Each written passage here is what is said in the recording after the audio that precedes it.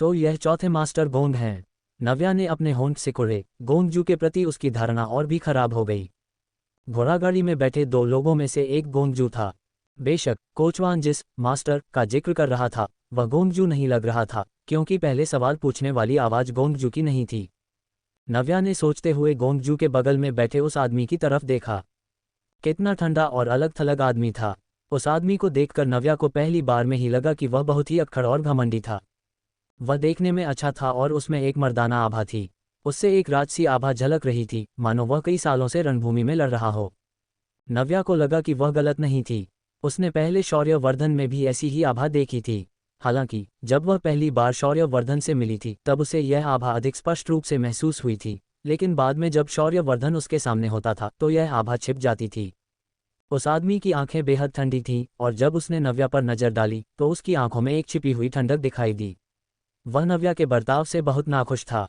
गोंगजू ने नव्या की तरफ देखा और कोमलता से मुस्कुराते हुए कहा, मिस नव्या, मुझे आश्चर्य है कि आपको किस बात ने इतना परेशान कर दिया है। तुम्हारी ऐसा कहने की हिम्मत कैसे हुई? नव्या ने उपहास किया। चौथे मास्टर गोंग, मैं आपसे पूछना चाहूंगी, क्या ये सड़क आपकी है? क्या आप जानते हैं कि इतनी तेजी से गाड़ी चलाते हुए आपने लगभग उस छोटी बच्ची को कुचल ही दिया था? नव्या ने उस छोटी बच्ची की तरफ इशारा किया जो अभी भी रो रही थी। भले ही छोटी बच्ची की माँ उसे काफ़ी देर से चुप कराने की कोशिश कर रही थी, लेकिन बच्ची अभी भी बहुत डरी हुई थी और लगातार रो रही थी। गोंगजू ने अपनी बाहें सिकुड़ी और कहा, क्या ऐसा है?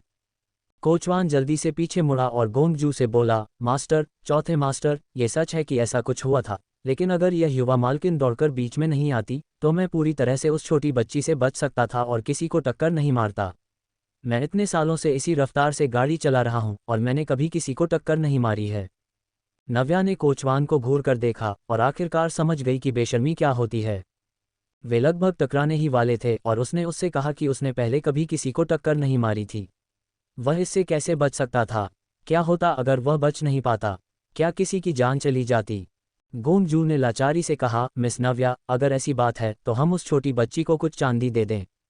बेशक तुम्हें हमें चांदी से मुआवजा देना चाहिए। नव्या ने गुस्से से कहा, लेकिन शुरुआत में ये तुम्हारी गलती थी, क्या तुम्हें नीचे आकर उनसे माफ़ी नहीं मांगनी चाहिए? गोंगजू उलझन में था। माफ़ी मांगनी चाहिए? मुझे पैसे दो, मुझे जाना है। गोंगजू के बगल में बैठे उस आदमी ने आखिरकार बोला, उसका स्वर अभी भी नाराजगी भरा था। ये साफ था कि उसका माफ़ी मांगने का कोई इरादा नहीं था, उसे कुछ पैसे देने की कोई परवाह नहीं थी। गोंगजू ने अपने बगल में बैठे आदमी की तरफ देखा, फिर नव्या की तरफ, परेशान दिख रहा था। नव्या हल्की सी मुस्कुराई और बोली, चौथे मास्टर गोंग, ऐसा लगता है कि आपने युवा मास्टर शांगुआन को छोड़ दिया है और एक नया प्यार ढूंढ लिया है।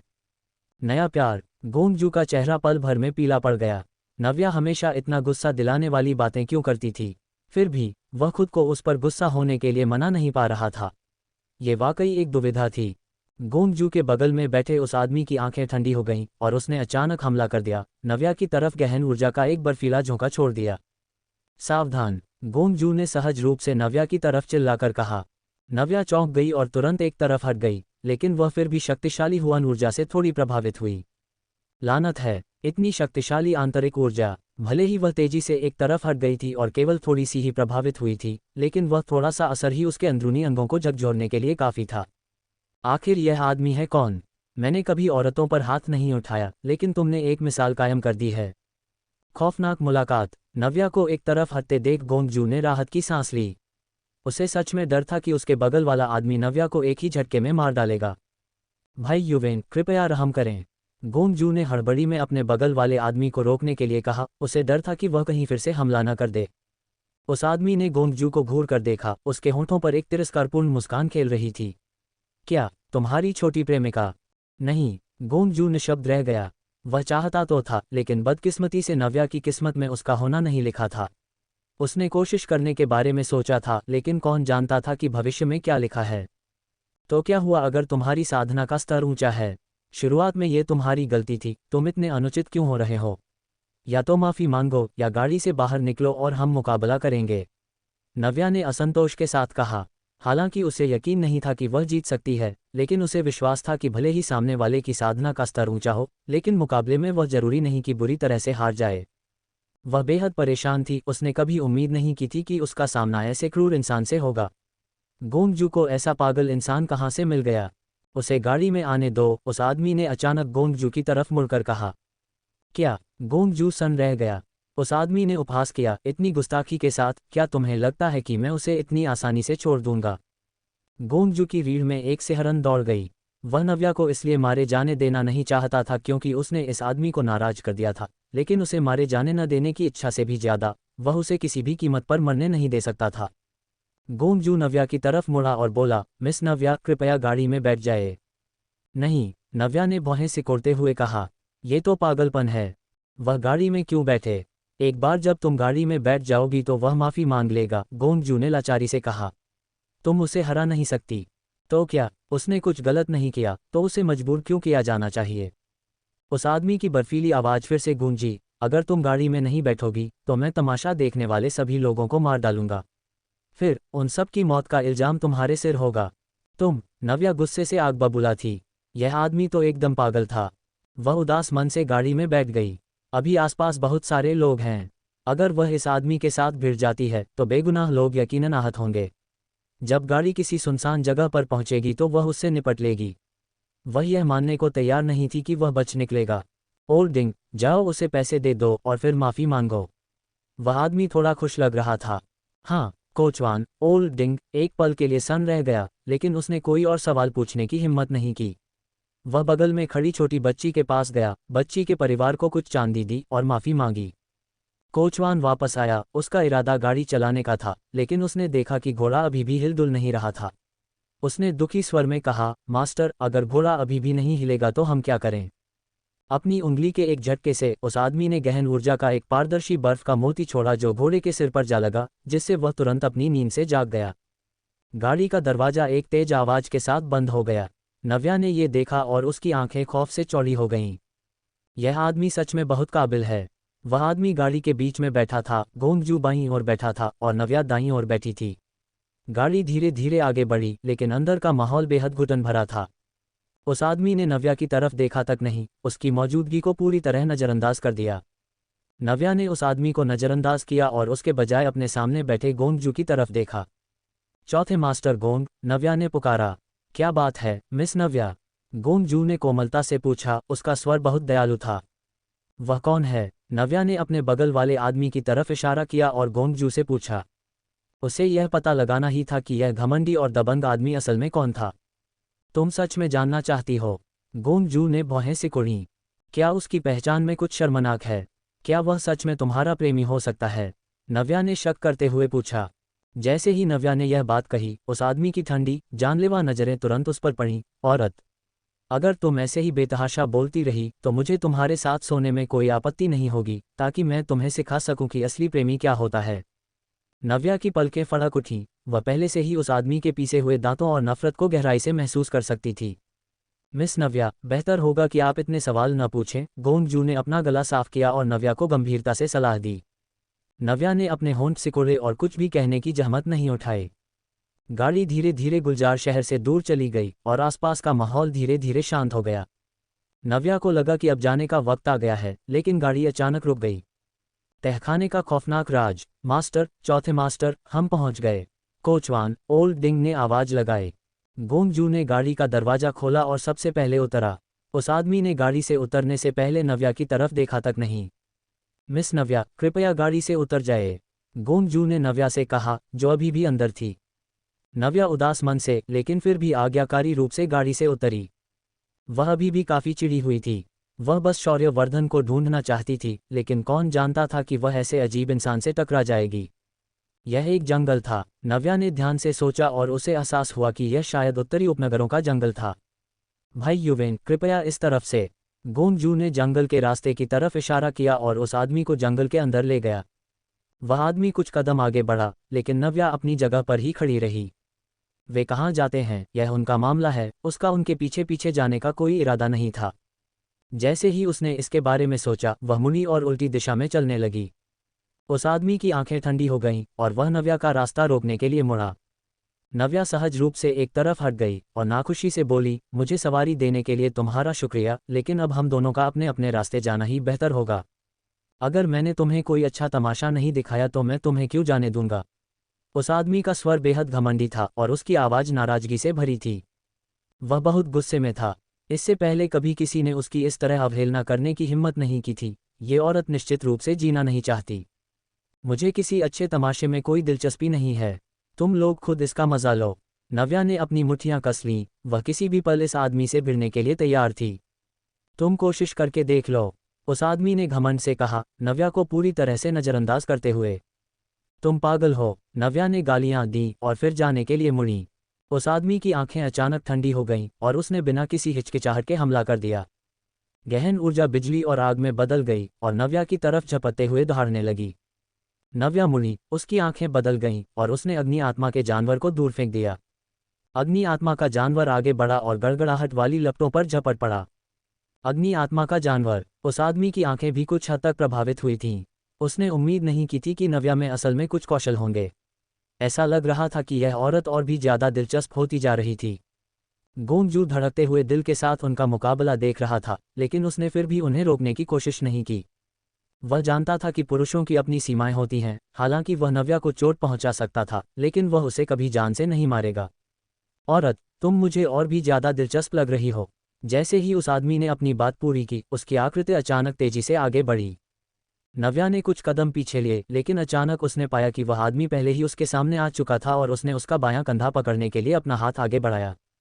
आउच! नव्या दर्द से कराह उठी। इस कमीने आदमी ने उसे इतनी जोर से मारा, उसे बिल्कुल नहीं पता था कि किसी औरत के साथ कोमलता से कैसे पेश आते हैं। उसे लगा था कि वह काफी तेज थी, लेकिन वह आदमी उससे भी ज्यादा तेज था, जो बहुत गुस्सा दिलाने वाला था। नीच इंसान, मुझे छोड़ो! नव्या ने उस आदमी का हाथ हटाने के लिए अपना हाथ उठाया और गुस्से से गालियां दी। तुम अभी भी गालियां दे सकती हो। लगता है मैंने तुम पर कुछ ज्यादा ही नरमी बरती थी। उस आदमी ने उसका बायां कंधा छोड़ दिया, फिर अचानक उसका दायां कंधा पकड़ लिया। नव्या रोना चाहती थी, लेकिन उसके आंसू नहीं आ रहे थे। उसे लगा जैसे यह आदमी उसे चिढ़ा रहा हो। भाई युवेन, कृपया रहम करें। गोंगजू को सच में डर था कि यह आदमी कहीं हद पार न कर दे और नव्या को अपाहिज न कर दे, जो कि बहुत भयानक होगा। मैं उसे सच में नहीं मारूंगा, उस आदमी ने तिरस्कारपूर्वक कहा। औरत, क्या तुम अभी भी मेरा विरोध करना चाहती हो? नव्या ने उसे घूर कर देखा, वह गुस्से में भी थी और चिड़ी हुई भी थी। इतनी अनिच्छुक! उस आदमी के होंठ हल्के से मुड़े, उसका चेहरा ठंडा था। छोड़ो! नव्या को लगा जैसे इतनी जोर से दबाए जाने के कारण उसके कंधे की हड्डियां चटकने वाली थीं। ये किस तरह का इंसान था? वह विरोध करने में पूरी तरह बेबस थी। पुनर्जन्म के बाद से वह जिन लोगों से मिली है, उनमें से शायद शौर्यवर्धन ही एकमात्र ऐसा इंसान है जो उसे इस तरह दबा सकता है। उसने कभी उम्मीद नहीं की थी कि इस बार उसे दूसरा ऐसा इंसान मिलेगा। ये देखकर कि नव्या शायद सच में बहुत दर्द में थी, उस आदमी ने आखिरकार उसे छोड़ दिया। बंधनों से मुक्त होकर नव्या ने अपना हाथ बढ़ाया और अपने दाएं कंधे को सहलाया। उस आदमी के ढीले पड़ने का फायदा उठाते हुए उसने अचानक हमला किया और उसके बाएं कंधे में एक चांदी की सुई चुभो दी। लानत है! उसके कंधे इतनी जोर से दबाए जाने के कारण लगभग बर्बाद हो चुके थे और यह आदमी भी ऐसे ही नहीं बच पाएगा। उस आदमी की पुतलियां सिकुड़ गईं, वह नव्या की ताकत से उस पर घात लगाकर हमला करने के लिए बिल्कुल भी तैयार नहीं था। उसने अपना हाथ बढ़ाया और नव्या को, जो समय रहते बच नहीं पाई थी, अपनी बाहों में खींच लिया। तहखाने की ओर। औरत, तुम्हारी इतनी हिम्मत कि तुम मुझ पर भी हमला करो। उस आदमी ने नीचे नव्या की तरफ देखा, उसे ठंडी नजरों से घूरते हुए उसकी आंखें गुस्से से भड़क उठीं। घात लगाकर हमला? मैं इसे खुलेआम और ईमानदारी से कर रही थी, तुम ही अंधे हो। नव्या ने आक्रोशित होकर जवाब दिया। वह उस आदमी की कैद में थी और हिल डुल नहीं सकती थी, जिससे उसे बेहद असहजता महसूस हो रही थी। तेज तर्रार जुबान, उस आदमी ने मजाकिया लहजे में कहा, उसका गुस्सा कम हो गया था। अब मैं समझ गया कि गोंगजू को यह डर क्यों था कि मैं तुम्हें मार डालूंगा, क्योंकि तुम बहुत ही दिलचस्प हो। मुझे छोड़ो! नव्या ने संघर्ष किया, वह इस आदमी से इतनी जोर से दबी हुई थी कि उसके शरीर का हर रोम उसे दूर भागने के लिए चिल्ला रहा था। शौर्यवर्धन और नव्या झेंगलांग के अलावा आज तक कोई और मर्द उसके इतने करीब नहीं आया था। तुम्हें छोड़ दूं ताकि तुम भागने का कोई दूसरा मौका ढूंढ सको। उस आदमी ने एक भौं ऊपर उठाए। नव्या ने एक गहरी सांस ली और अपनी आवाज को नर्म करने का नाटक करते हुए कहा, मैं नहीं भागूंगी, क्या तुम पहले मुझे छोड़ सकते हो? तुम्हें लगता है मैं तुम पर यकीन करूंगा?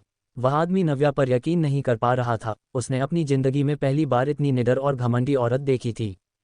नव्या इतने गुस्से में थी कि उसे लगा वह खून की उल्टी कर देगी। उसने लगभग अपने दांत पीसते हुए कहा, मास्टर, क्या आपको पता है कि मर्दों और औरतों को एक दूसरे को नहीं छूना चाहिए? आप मुझे इतनी जोर से क्यों पकड़े हुए हैं? छोड़िए! नव्या की बातें सुनकर उस आदमी ने सहज रूप से उसे छोड़ दिया। हाँ, वह तो लगभग भूल ही गया था। ये औरत चाहे जितनी भी निडर और घमंडी हो, वह फिर भी एक औरत ही है। औरतें हमेशा अपनी प्रतिष्ठा को महत्व देती हैं, खासकर नान आन की औरतें। नव्या, जो अब कैद में नहीं थी, जल्दी से कुछ कदम पीछे हटी और अपने दर्द करते कंधों को सहलाने लगी।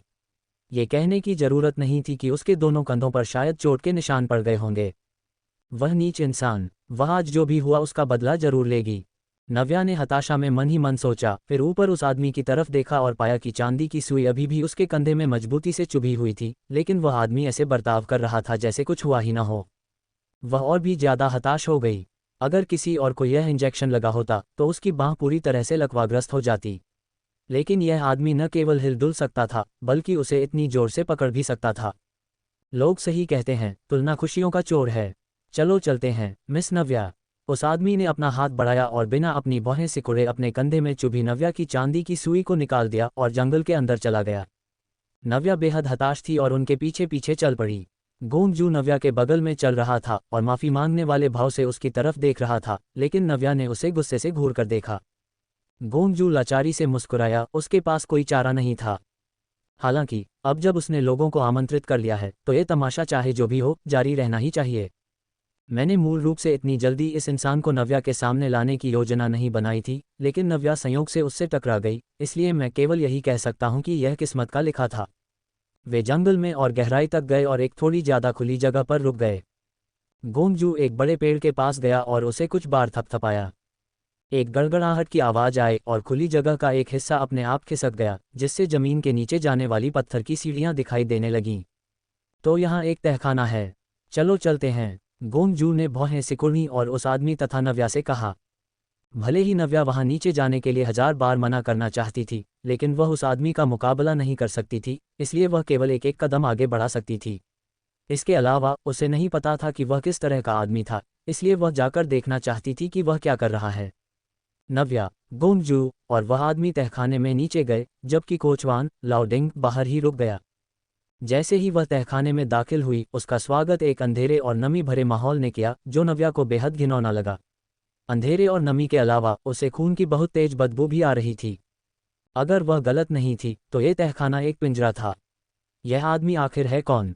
गोंजू उसे भाई युवेन कहकर बुला रहा था, लेकिन त्यानिक्सन सिटी में युवेन उपनाम वाला कोई भी शक्तिशाली इंसान नहीं था। तो वह आखिर है कौन?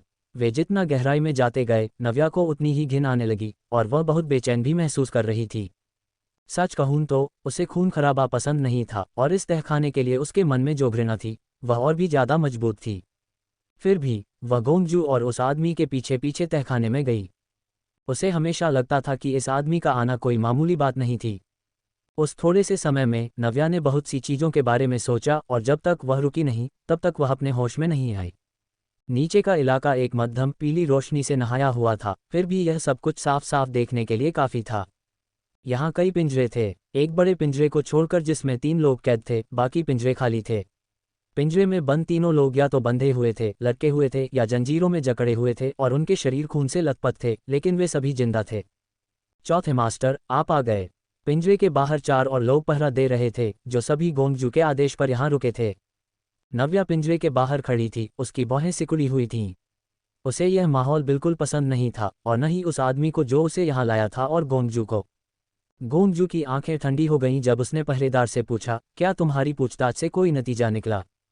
पहरेदार ने अपना सिर हिलाया और कहा, नहीं, हम हर दिन उनसे पूछताछ करते हैं, लेकिन ये लोग बहुत जिद्दी हैं और कुछ भी बताने को तैयार नहीं हैं।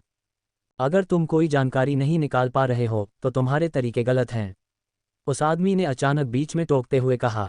पहरेदार सन रह गया और उसने उलझन में पूछा, चौथे मास्टर, ये कौन हैं? ये हमारे मालिक हैं, गोंगजू ने ठंडे स्वर में कहा। पहरेदार सीधा खड़ा हो गया और आदरपूर्वक बोला, तो आप लॉर्ड युवेन हैं, जो खुद यहाँ आए हैं। मैं तुरंत पूछताछ करूंगा और यह सुनिश्चित करूंगा कि आपके सामने ही इस मामले की तह तक पहुंचा जाए। जैसे ही पहरेदार ने बात की, उसने जेल का दरवाजा खोलने का आदेश दिया और वे चारों अंदर चले गए। नव्या, गोंगजू और उस आदमी को बाहर से देखने के लिए छोड़ दिया। नव्या ने अपनी मुट्ठियां कस लीं। यह आदमी उसे यहाँ शायद इसलिए लाया था ताकि वह देख सके कि वह कैदियों से कैसे पूछताछ करता है। कितना विकृत इंसान है। उस आदमी ने नव्या की तरफ देखा, वह जानता था कि वह अपनी भावनाओं को दबा रही थी और वह मुस्कुराने से खुद को रोक नहीं पाया और बोला, क्या तुम्हें ये जगह पसंद नहीं है? नव्या ने उसे घूर कर देखा, उस पर ध्यान देने में उसे बहुत आलस आ रहा था। पिंजरे में बंद तीनों लोगों ने एक दर्दनाक चीख मारी, जिससे नव्या चौंक गई। नव्या ने ऊपर देखा और पाया कि अंदर गए पहरेदारों ने उन तीनों लोगों पर नमक का पानी डाल दिया था। चीख सुनकर नव्या ने फिर से भौहें सिकुड़ी। उन तीनों लोगों में से एक औरत थी। तीनों लोगों में से एक हवा में लटका हुआ था, एक क्रॉस से बंधा हुआ था और दूसरे के हाथ जंजीरों से बंधे थे और वह एक कोठरी में जकड़ा हुआ था। उन तीनों के सामने हर तरह के यातना देने वाले उपकरण रखे थे, जो सचमुच बहुत डरावने थे। गोंगजू और उसके बगल में खड़ा आदमी बिना अपने चेहरे के भाव बदले उनकी चीखें सुन रहे थे, मानो उन्हें इसकी आदत हो चुकी हो। नव्या और भी ज्यादा हताश महसूस करने लगी और वह तुरंत वहां से जाना चाहती थी। भाई युवेन, क्या हमें मिस नव्या को जाने नहीं देना चाहिए? गोंगजू ने उस आदमी की तरफ मुड़कर पूछा। यहाँ बहुत खून खराबा है। मिस नव्या आखिरकार एक औरत हैं और मुझे डर है कि वह ये सब सह नहीं पाएंगी। तुम्हें इसे सहना ही होगा, चाहे तुम्हें पसंद हो या नहीं, उस आदमी ने बेपरवाही से कहा। जिस औरत की इतनी हिम्मत है कि वह बेतहाशा बर्ताव करे, उसने मुझे नाराज किया है। मैं उसे इतनी आसानी से कैसे जाने दे सकता हूँ? वह नव्या को मारना नहीं चाहता था, लेकिन उसे नव्या के बर्ताव के लिए उसे सबक जरूर सिखाना था। तुम बीमार हो, नव्या ने गालियां दी। मिस नव्या, कोठरी में बंद तीनों लोगों में से उस औरत ने उलझन में बोला। उसने अचानक नव्या की तरफ देखा, उसके चेहरे पर आंसू बह रहे थे और वह चिल्लाकर बोली, मिस नव्या, मुझे बचाए। मिस नव्या, कृपया मुझे बचाए। नव्या ने भौहें सिकुड़ी और ऊपर देखा। वह कैसे हो सकती है? खौफनाक यातना। नव्या सन रह गई, क्योंकि जिस इंसान ने उससे मदद मांगी थी वह कोई और नहीं बल्कि एंगसियांग थी। इस वक्त एंगसियांग क्रॉस से बंधी हुई थी, खून से लथपथ थी, उसके बाल बिखरे हुए थे और उसका चेहरा घावों से भरा हुआ था। अगर नव्या ने उसकी आवाज न पहचानी होती तो वह बता ही नहीं पाती कि यह एंगसियांग थी। एंगसियांग, नव्या ने अनिश्चितता से पूछा। मिस नव्या, कृपया मुझे बचाइए, ये सब एंगसियांग की गलती है, ये सब एंगसियांग की गलती है, कृपया मुझे बचाइए, कृपया मुझे बचाइए। एंगसियांग नव्या से लगातार मदद की भीख मांगती रही। नव्या को देखना उसके लिए उम्मीद की एक आखिरी किरण देखने जैसा था और वह इस किरण को बिल्कुल भी खोना नहीं चाहती थी। चौथे मास्टर गोंग, क्या हो रहा है? नव्या ने गोंगजू की तरफ देखते हुए अपनी भौहें सिकुड़ीं। उसे एंगसियांग पसंद नहीं थी और अगर एंगसियांग न होती तो नव्या झेंगलांग बहुत पहले ही उठ चुके होते। लेकिन अब जब एंगसियांग इतनी दयनीय हालत में थी तो वह उसके लिए थोड़ा बुरा महसूस करने से खुद को रोक नहीं पाए। जैसा कि तुम देख सकती हो, गोंगजू ने अपनी भौहें सिकुड़ी। वह और ज्यादा समझाने के मूड में नहीं था। उसे जाने दो, नव्या ने मांग की। उसे जाने दून। औरत, तुम खुद को समझती क्या हो? गोंगजू ने कुछ नहीं कहा, लेकिन उस आदमी ने ऐसे उपहास किया मानो नव्या कोई मजाक कर रही हो। तुम आखिर हो कौन? नव्या ने झुंझलाते हुए भौहें सिकुड़ी और पूछा। अगर तुम उसे जाने दोगे तो मैं ज्यादा से ज्यादा ये वादा कर सकती हूँ कि मैं फिर कभी तुम्हारे खिलाफ नहीं जाऊंगी। मुंगेरीलाल के हसीन सपने। उस आदमी ने उपहास किया, फिर उसकी आंखें अचानक ठंडी हो गईं और उसने अपना हाथ उठाया और उसे एंगसियांग की दिशा में हिलाया। नहीं, नव्या का दिल उछल पड़ा। उसने एंगसियांग की तरफ देखा। वह उसे रोकना चाहती थी, लेकिन बहुत देर हो चुकी थी। जैसे ही उस आदमी ने अपना हाथ हिलाया, एक काली सी चीज एंगसियांग की तरफ उड़ी। जब वह एंगसियांग तक पहुंची तो उस काली चीज ने अचानक अपना मुंह खोला और एंगसियांग के सिर पर काट लिया। नव्या अपनी आंखें फाड़े खाली नजरों से घूरने से खुद को रोक नहीं पाए, मानो उसके शरीर का खून जम गया हो। वह चीज धातु की बनी थी और जब वह खुली तो उसके चारों ओर आरी जैसे दांत थे। उसने एंगसियांग के सिर को पूरा नहीं निगला, इसके बजाय उसने एंगसियांग के कानों के आसपास की जगह से काटना शुरू किया। एंगसियांग को मदद के लिए चिल्लाने का मौका भी नहीं मिला। वह चीज सिकुड़ी और उड़ गई, जिससे नव्या को दिखा कि एंगसियांग का आधा सिर एक खूनी लोथवे में बदल चुका था, जहां से लाल खून और सफेद भेजा टपक रहा था। नव्या को लगा कि यह शायद उसकी जिंदगी का सबसे खौफनाक मंजर था जो उसने कभी देखा था। उसने कभी सपने में भी नहीं सोचा था कि कोई किसी को इतने क्रूर और घिनौने तरीके से मार सकता है। बाकी दोनों लोग एंगसियांग की ये दयनीय हालत देखकर खौफ से कांप रहे थे। मैं तुम्हें सब बता दूंगी, मैं तुम्हें सब कुछ बता दूंगी, मैं तुम्हें सब कुछ बता दूंगी, उनमें से एक खौफ से कांपते हुए चिल्लाया। मैं अभी कुछ नहीं सुनना चाहता। उस आदमी के होंठों पर एक क्रूर मुस्कान रेंग गई। वह आगे बढ़ा, उसने सुन्न पड़ चुकी नव्या को पकड़ा और हंसते हुए बोला, औरत, तुमने शायद कभी किसी की जिंदा खाल उधरते हुए नहीं देखा होगा, है ना? आओ, मैं तुम्हें दिखाता हूँ। उस आदमी ने नव्या को पकड़ा और जेल की कोठरी में चला गया। नव्या के कान बज रहे थे और उसे कुछ दिखाई नहीं दे रहा था। वह जानती थी कि वह भागना चाहती थी, लेकिन वह बेबस होकर उस आदमी की जकड़ में थी जब तक कि वे कोठरी में दाखिल नहीं हो गए। गोंगजू हिचकिचाया। वह उन्हें रोकना चाहता था, लेकिन अंततः रुक गया और केवल वहीं खड़े होकर दया भाव से नव्या को उस आदमी द्वारा अंदर ले जाते हुए देख सकता था। इसकी जिंदा खाल उधेड़ दो। उस आदमी ने जंजीरों में जकड़े उस आदमी की तरफ इशारा करते हुए ठंडे स्वर में आदेश दिया। पहरेदारों ने तुरंत जवाब दिया और कई लोग यातना देने वाले उपकरण लेकर आगे बढ़े। नहीं नहीं नहीं, मैं तुम्हें सब कुछ बता दूंगा, बस मेरी खाल मत उधेड़ना, मेरी खाल मत उधेड़ना, वह आदमी खौफ से चिल्लाया। उस आदमी ने बाहें सिकुड़ी और अधीरता से कहा, बहुत शोर है, पहले इसकी जीभ काट दो। इसके तुरंत बाद वह आदमी दर्द से चीख पड़ा क्योंकि पहरेदारों ने उसकी जीभ काट दी थी। खौफ का साया। किसी इंसान की जिंदा खाल उधेड़ना यातना का सबसे क्रूर रूप है। पहरेदारों ने उस आदमी की गर्दन के पीछे एक चीरा लगाया, फिर उसकी रीढ़ की हड्डी के नीचे तक एक लाइन काटी, जिससे त्वचा दो हिस्सों में बढ़ गई। वहां से उन्होंने धीरे धीरे इसे फाड़ना शुरू किया, चाकुओं की मदद से सावधानीपूर्वक त्वचा को मांसपेशियों से अलग किया और इसे ऐसे चीर दिया जैसे कोई तितली अपने पंख फैला रही हो। नव्या को जबरन कोठरी में ले जाया गया था और उसे ध्यान से देखने पर मजबूर किया गया था। जब तक वह अपने होश में आए, उस आदमी ने पहले ही उसके दबाव बिंदुओं को एक्यूपंक्चर कर दिया था। भले ही वह भागना चाहती, भले ही वह न देखना चाहती, बहुत देर हो चुकी थी। उसने बेबस होकर उस आदमी को मौके पर ही जिंदा खाल उधरते हुए देखा, बिना कोई आवाज किए उसकी खाल उधेड़ी जा रही थी। मेरे बगल में खड़ा यह आदमी एक शैतान है मास्टर, इसे निकाल दिया गया है, पहरेदार ने उस आदमी से कहा, उस इंसान की साबुत खाल को पकड़े हुए। बहुत बढ़िया, उस आदमी ने सिर हिलाया, फिर गोंगजू की तरफ मुड़कर बोला, चौथे मास्टर गोंग, अब सब आप पर निर्भर है। मुझे लगता है कि जो लोग अभी जिंदा हैं वे सच बताने के लिए बहुत राजी होंगे। बोलते हुए उस आदमी ने नव्या को अपनी बाहों में जकड़ लिया और कोठरी से बाहर निकलने के लिए मुड़ा।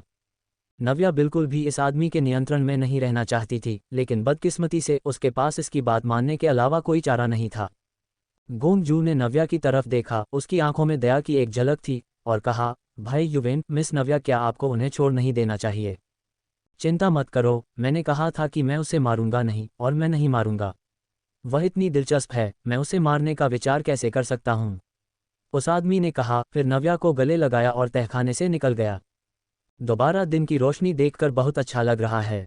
नव्या ने ताजी हवा में सांस ली, लेकिन अभी अभी उसने जो क्रूर मंजर देखा था वह उसके दिमाग में घूम रहा था। उसे उल्टी जैसा महसूस हो रहा था, उसके अंदरूनी अंग मत रहे थे। एक बार बाहर आने पर कोचवान ओल्ड डिंग तुरंत आगे आया और उस आदमी ने नव्या के दबाव बिंदुओं को खोलने के लिए अपना हाथ बढ़ाया। जैसे ही दबाव बिंदु खुले, नव्या की पहली प्रतिक्रिया एक तरफ जाकर उल्टी करने की थी। वह एक पेड़ के सहारे टिक गई और बेकाबू होकर उल्टी करने लगी। पिछले कुछ दिनों में उसने जो कुछ भी खाया था वह लगभग सब बाहर आ गया। उसने पहले जो कुछ भी देखा था उसकी तस्वीरें बार बार उसकी आंखों के सामने आ रही थीं। जब उसके पास उल्टी करने के लिए कुछ नहीं बचा, तब भी उसे बेहद मतली महसूस हो रही थी। उसे जो देखने के लिए मजबूर किया गया था वह यकीनन एक ऐसा बुरा सपना होगा जिसे वह अपनी पूरी जिंदगी कभी भुला नहीं पाएगी। वह विकृत आदमी। उसने तब तक उल्टी की जब तक कि वह पूरी तरह से थक नहीं गई और उसके शरीर में कोई ताकत नहीं बची। वह पेड़ के सहारे टिक गई, मानो अगर वह सहारा छोड़ देगी तो गिर पड़ेगी। वह आदमी एक तरफ से देख रहा था, उसकी आंखों में सहानुभूति की एक झलक थी। वह सोच रहा था कि क्या वह सच में अपनी हद पार कर गया था। उसने इसके बारे में सोचा और नव्या के पास जाकर उसे एक रुमाल थमाया। नव्या ने अपनी मुट्ठियां कस लीं, फिर अचानक अपना सिर घुमाया और उस आदमी को घूर कर देखा। नाटक करना बंद करो, तुम ये बात याद रखना, मुझे तुम्हारी जिंदा खाल उधेड़ने का मौका मत देना। नव्या ने अपना हाथ बढ़ाया और उसके दिए रुमाल को थप्पड़ मारकर गिरा दिया। उसके होंठों पर एक उपहासपूर्ण मुस्कान थी, उसकी आंखें नफरत से भरी थीं। उसने पहले कभी किसी के लिए इतनी गहरी नफरत महसूस नहीं की थी, सिर्फ इसलिए कि उसने उसकी घोड़ागाड़ी रोकी थी। वह उसे यहाँ ले आया और उसे देखने के लिए मजबूर किया कि वह लोगों को कैसे यातना देता है। यह इंसान यकीनन बीमार है और इसकी मानसिकता विकृत और सनकी है। ठीक है, मैं इंतजार करूंगा। उस आदमी को गुस्सा नहीं आया। इतना डरावना मंजर देखने के बाद भी वह उसे इस तरह धमकी देने की हिम्मत कर रही थी। वह असल में उसकी थोड़ी तारीफ कर रहा था। उसका मानना था कि वह जिस चीज़ की भी इच्छा रखता है वह आखिरकार उसकी हो ही जाती है, और उसे लगा कि यही बात औरतों पर भी लागू होती है। पहली बार उसे सचमुच किसी औरत को पाने की इच्छा महसूस हुई। नव्या ने उसे ठंडी नज़रों से घूर कर देखा। उसे वह बुरा सपना याद था जो इस आदमी ने उसे दिया था, जो उसकी हड्डियों तक में समा गया था। एक दिन वह उसे इसका दोगुना भुगतान करवाएगी। नव्या ने मन ही मन कड़वाहट से सोचा, फिर अनिच्छा से उठी और जाने के लिए मुड़ी। तुम कहाँ जा रही हो? उस आदमी ने सहज रूप से पूछा। नव्या ने उसे पूरी तरह नज़रअंदाज कर दिया और आगे बढ़ती रही। मैंने इतनी उल्टी की कि मेरे पैर कमज़ोर हो गए और मुझमें कोई ताकत नहीं बची।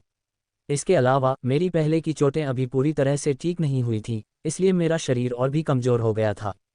नव्या ने खुद को हिम्मत रखने के लिए कहा, लेकिन उसके शरीर ने उसका साथ छोड़ दिया और वह कुछ कदम चलने के बाद ही गिर पड़ी। सराय में इलाज। जैसे ही नव्या गिरी, वह आदमी सहज रूप से आगे बढ़ा और उसे पकड़ लिया। उसने बाहें सिकोड़ी, अपने सहारे टिकी नव्या की तरफ देखते हुए सोच रहा था कि उसने दौड़कर उसे पकड़ने की पहल क्यों की। नव्या का चेहरा पीला पड़ गया था और वह कोमा में चली गई थी, पूरी तरह से बेजान दिख रही थी।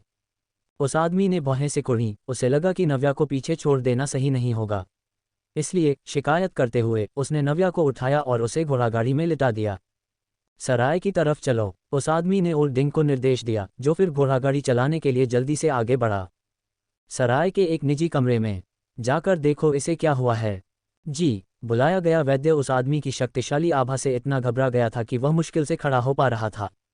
वैद्य अधेड़ उम्र का था और उसने जिंदगी के कई उतार चढ़ाव देखे थे, लेकिन वह हमेशा मर्दों के सामने कुछ हद तक घबराया हुआ महसूस करता था। वैद्य ने नव्या को बिस्तर पर लेटे हुए देखा और सावधानी से उसके पास गया। सर, मुझे इस युवा मालकिन की नब्ज टटोलनी होगी, वैद्य ने धीरे से कहा। नव्या को इतनी अच्छी तरह से ढंका गया है कि उसकी कलाइयां भी दिखाई नहीं दे रही हैं। मैं उसकी नब्ज कैसे टटोल सकता हूँ? वह आदमी एक पल के लिए रुका, फिर समझ गया कि क्या हो रहा है और उसने नव्या का हाथ बाहर खींचा, उसकी कलाई को नंगा कर दिया। वैद्य सावधानी से पास आया और उसने नव्या की कलाई पर एक चौकोर रुमाल रखा। तुम क्या कर रहे हो? क्या तुम नब्ज नहीं टटोल रहे हो? उस आदमी की आंखें हैरानी से चौड़ी हो गईं और उसने गुस्से से पूछा। वैद्य बेहद शर्मिंदा हुआ और धीमी आवाज में बोला, सर, मर्दों और औरतों का एक दूसरे को न छूना ही उचित है। जब मैं किसी युवा मालकिन की नब्ज टटोलता हूं, तो स्वाभाविक रूप से मुझे रेशमी रुमाल के जरिए ही ऐसा करना होता है। क्या मर्दों और औरतों को एक दूसरे को नहीं छूना चाहिए? वह आदमी थोड़ा शर्मिंदा हुआ, फिर ठंडी आवाज में बोला, ठीक है, आगे बढ़ो और नब्ज टटोलो। उसने नीचे नव्या की तरफ देखा और भले ही नव्या बेहोश थी, उसकी बाहें सिकुड़ी हुई थीं। उसे ऐसा लगा मानो उसका सामना अपनी जिंदगी की सबसे मुश्किल समस्या से हो गया हो।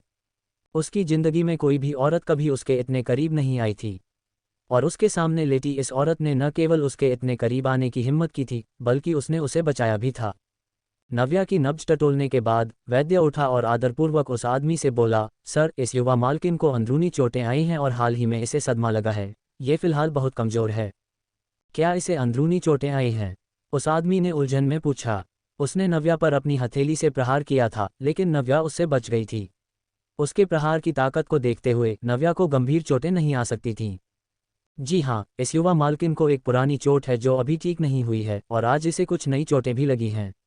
हालांकि आज इसे ज्यादा चोट नहीं लगी है, लेकिन पुरानी चोटों के साथ मिलकर यह एक गंभीर चोट बन गई है, वैद्य ने धैर्यपूर्वक कहा। अभी जब युवा मालकिन उठेगी तो हमें उन्हें कुछ पौष्टिक खाना देना होगा ताकि उनका शरीर ठीक हो सके। जहां तक अंदरूनी चोटों की बात है, उनका इलाज धीरे धीरे किया जाना चाहिए। ठीक है, कृपया पर्चा लिख दीजिए। उस आदमी ने सहमति दी और वैद्य से पर्चा लिखने को कहा। वैद्य जल्दी से पीछे हट गया, आज्ञाकारी रूप से पर्चा लिखा और उस आदमी के नौकर को दवा लाने के लिए भेज दिया। वह आदमी नव्या के पास बैठ गया, चुपचाप उसे देख रहा था। उसकी नज़रों में ये छोटी औरत बिल्कुल किसी जंगली बिल्ली की तरह थी। उसने एक छोटा सा आधा नकाब पहन रखा था, जिससे उसका बेहद नाजुक और जीवंत चेहरा दिखाई दे रहा था। वह कभी भी किसी को उसकी शक्ल सूरत से परखने वालों में से नहीं था, लेकिन चुपचाप नव्या को देखते हुए उसे वह आंखों को सुकून देने वाली लगी। वह पूरी रात नव्या के साथ ही रहा। मास्टर, चौथे मास्टर गोंग आ गए हैं। अगली सुबह जल्दी ही उसके नौकर ने सूचना दी। उसे अंदर आने दो। उस आदमी ने अपना हाथ हिलाया। फिर गोंगजू कमरे में आया। उस आदमी ने नव्या को एक पतले कंबल से ढका, उठा और गोंगजू से मिलने के लिए कमरे के बीच में चला गया। गोंगजू पर्दे के पार से नव्या को देख सकता था, हालांकि बहुत साफ नहीं। भाई युवेन, क्या मिस नव्या अभी भी आपके साथ हैं? क्या आपने नहीं कहा था कि आप उन्हें जाने देंगे? गोंगजू ने कुछ नाखुशी से कहा। मैंने दया करते हुए उसकी जान बचाई। क्या ऐसा नहीं होना चाहिए था? उस आदमी ने बेपरवाही से कहा। उसे बचाया? क्या हुआ था? गोंगजू और भी ज्यादा हैरान था। गोंगजू, वह असल में तुम्हारी क्या लगती है? उस आदमी ने अचानक ठंडे स्वर में गोंगजू से पूछा। वह आदमी गोंगजू को कई सालों से जानता था, लेकिन उसने कभी गोंगजू को किसी की इतनी परवाह करते नहीं देखा था। हालांकि आज नव्या के प्रति गोंगजू का बर्ताव सच में हैरान करने वाला था। गोंगजू खुद का मजाक उड़ाते हुए हंसा। मैं उसे एक दोस्त मानता हूं, लेकिन हो सकता है कि वह ऐसा न सोचती हो। दोस्त? उस आदमी के होंठों पर एक उपहासपूर्ण मुस्कान आ गई। ये औरत खुशकिस्मत है कि तुम उसके दोस्त हो। भाई युवेन, आपको उसे जाने देना चाहिए, गोंगजू ने भौहें सिकोड़ते हुए कहा। वह कोई साधारण इंसान नहीं है। मुझे लगता है मुझे वह पसंद आ गई है। वह आदमी अचानक हंसा। मुझे अचानक लगा कि बीता हुआ वक्त बहुत ही उबाऊ रहा है। भविष्य में क्यों न मैं अपना मनोरंजन करने के लिए एक बिल्ली पाल लूं। यह शायद बहुत ज़्यादा दिलचस्प होगा। गोंगजू हिचकिचाया और पर्दे के पार से नव्या की तरफ देखा। वह मूल रूप से नव्या की पहचान उजागर करना चाहता था, लेकिन कुछ सोचने के बाद वह रुक गया। भाई युवेन, मैं आज आपको याद दिला रहा हूं कि मिस नव्या शायद पालतू बिल्ली नहीं बनने वाली हैं। अगर आप उसे पालते हैं तो आपको उसके खरोंचने का डर सताता रहेगा। खरोंचेगी? वह आदमी हंसा। चिंता मत करो, मैं उसके सारे पंजे तोड़ सकता हूँ। गोंगजू ने अपने दिल में एक हल्की सी आह भरी और आखिरकार कुछ और नहीं कहा। क्या तुम्हें कोई सुराग मिला? उस आदमी ने फिर पूछा, उस बारे में पूछते हुए जो पहले तहखाने में हुआ था। गोंगजू ने अनजाने में ही नव्या की तरफ देखा। उस आदमी ने अपना हाथ हिलाया और कहा, कोई बात नहीं। भले ही वह सुन ले, इससे कोई फर्क नहीं पड़ता। वह पहले ही उसका भरण पोषण करने की योजना बना चुका है, तो उसे उससे क्यों शर्माना चाहिए? गोंगजू ने धीमी आवाज में कहा, उसे मिला, लेकिन उन्हें नहीं पता कि वह इंसान कौन है। वे केवल इतना जानते हैं कि वह बेयाव से है। वह वही इंसान था जिसने हमें उस वक्त वानगो पीक में फंसाया था। तुम्हें उस सवाल से बस इतना ही मिला? उस आदमी ने तिरस्कारपूर्वक कहा। हम तुमसे और कुछ नहीं उगलवा सकते। गोंगजू ने लाचारी से एक आह भरी। भाई युवेन, उस जासूस को पकड़ने में मुझे बहुत मेहनत लगी जो आपको, मुझे और शौर्यवर्धन को एक साथ रख रहा था। मुझे लगा था कि हम उससे कुछ सुराग उगलवा सकते हैं, लेकिन आखिरकार हमें बस कुछ ऐसे सुराग मिले जो सच में कोई सुराग नहीं थे। शौर्यवर्धन किस काम में व्यस्त है? मैं इतनी दूर से आया हूँ, ऐसा कोई कारण नहीं है कि उसे पता न हो। उस आदमी ने उपहास किया और लापरवाही से पूछा। वह गोंगजू ने फिर से नव्या की तरफ देखा और धीरे से कहा, ये पिछले कुछ दिन उस वक्त के आसपास रहे हैं जब उसका हॉट बनिंग भूख भड़क उठा था। ऐसा कैसे हो सकता है? वह आदमी थोड़ा हैरान लगा। शुरुआत में उसके पास उसकी रक्षा करने के लिए फ्रॉस्ट सोल था और हॉट बनिंग भू हर 3 महीने में केवल एक बार भड़कता था, इसलिए यह उसे कोई नुकसान नहीं पहुंचाता था। ज़्यादा से ज़्यादा उसकी साधना थोड़ी कम हो जाती थी और वह कुछ दिनों के एकांतवास के बाद पूरी तरह से ठीक हो सकता था। लेकिन अब गोंगजू थोड़ा रुका। अब हालात कैसे हैं? उस आदमी ने पूछा। मैं केवल अनुमान लगा रहा हूं, लेकिन शौर्यवर्धन की रक्षा शायद इस वक्त फ्रॉस्ट सोल द्वारा नहीं की जा रही है, इसलिए बनिंग हॉट गू ने स्वाभाविक रूप से समय से पहले ही असर दिखाना शुरू कर दिया है। हालांकि गोंगजू की बातें केवल एक अनुमान थीं, लेकिन वे बिना किसी कारण के नहीं थीं। समझ गया। वह आदमी आखिरकार समझ गया। उन्हें पता ही नहीं था कि नव्या पहले ही जाग चुकी थी। जब से उस आदमी ने कहा था कि वह उसे बिल्ली की तरह पालेगा, तब से वह जाग रही थी। उसने खुद को शांत रहने के लिए कहते हुए अपनी मुट्ठियां कस लीं, लेकिन उसने उनकी बातचीत का एक एक शब्द सुना। कोई ताज्जुब नहीं कि इन पिछले कुछ दिनों से शौर्यवर्धन की कोई खबर नहीं थी, तो पता चला कि बनिंग हॉट गू भड़क उठा था। वह शौर्यवर्धन से यह पूछना चाहती थी कि क्या उसे किसी गू ने जहर दिया था, लेकिन वह हमेशा पूरी तरह से सामान्य लगता था, इसलिए वह पूछना भूल गई। उसे क्या पता था कि वह असल में बनिंग हॉट गू से पीड़ित था। फ्रॉस्ट सोल शौर्यवर्धन के लिए बेहद जरूरी था, लेकिन उसने बिना एक शब्द कहे इसे नव्या जेंगलान को दे दिया।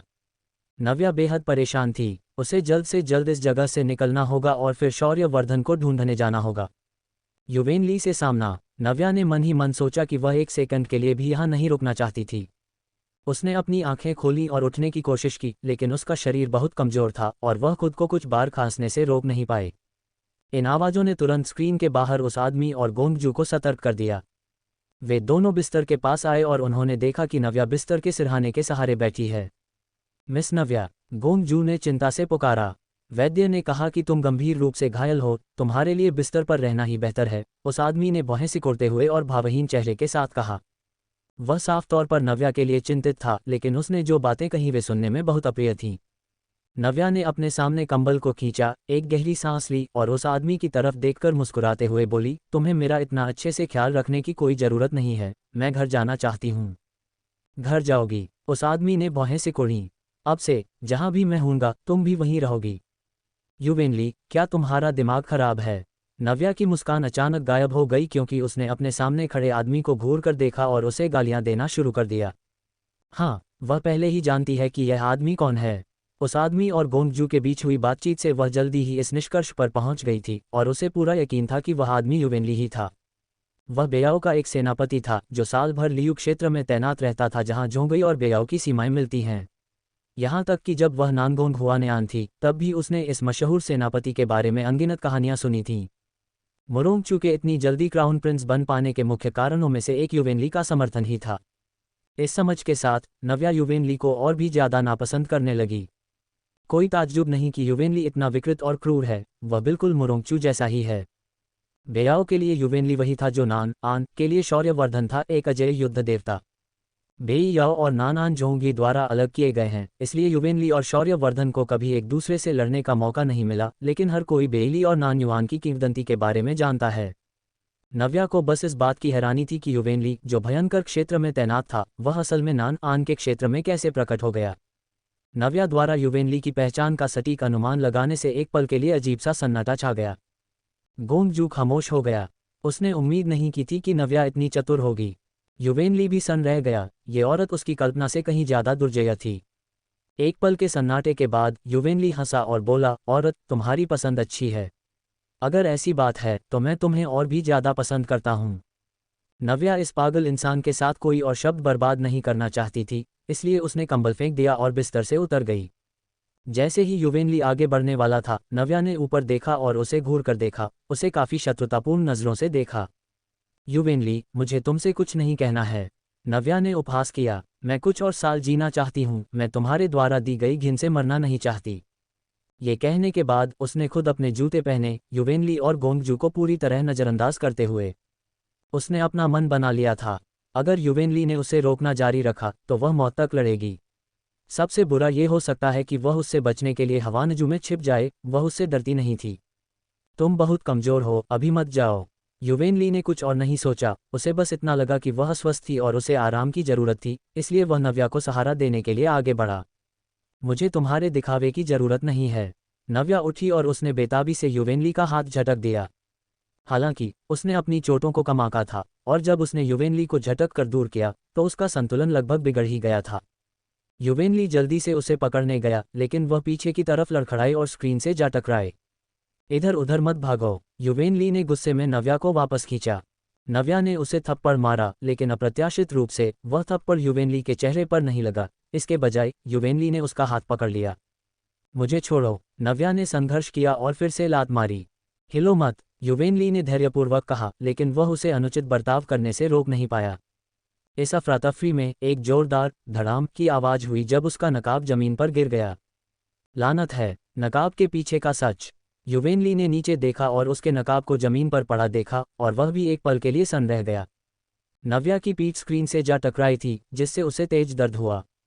वह गुस्से से आग बबूला थी, लेकिन वह इस वक्त युवेनली का सामना नहीं कर सकती थी, जो अविश्वसनीय रूप से निराशाजनक था। हालांकि वह ये भी समझती थी कि वह अभी युवेनली की दुश्मन नहीं बन सकती। शायद भविष्य में जब वह बदला लेने के लिए बेयाओ लौटेगी तो उसका सामना फिर से युवेनली से हो सकता है। युवेनली के नकाब को देखने के बाद उसने ऊपर नव्या की तरफ देखा और एक बार फिर सन्न रह गया। मिस नव्या, क्या आप ठीक हैं? गोंगजू उसे देखने के लिए घबराते हुए आगे आया, लेकिन इससे पहले कि वह अपनी बात पूरी कर पाता, वह अपनी जगह पर ही जम गया। नव्या के बदसूरत होने की बदनामी पहले ही दूर दूर तक फैल चुकी थी। त्यानिक्सन सिटी में हर कोई जानता था कि वह एक बदसूरत औरत थी, लेकिन इस वक्त गोंगजू उलझन और हैरानी में था।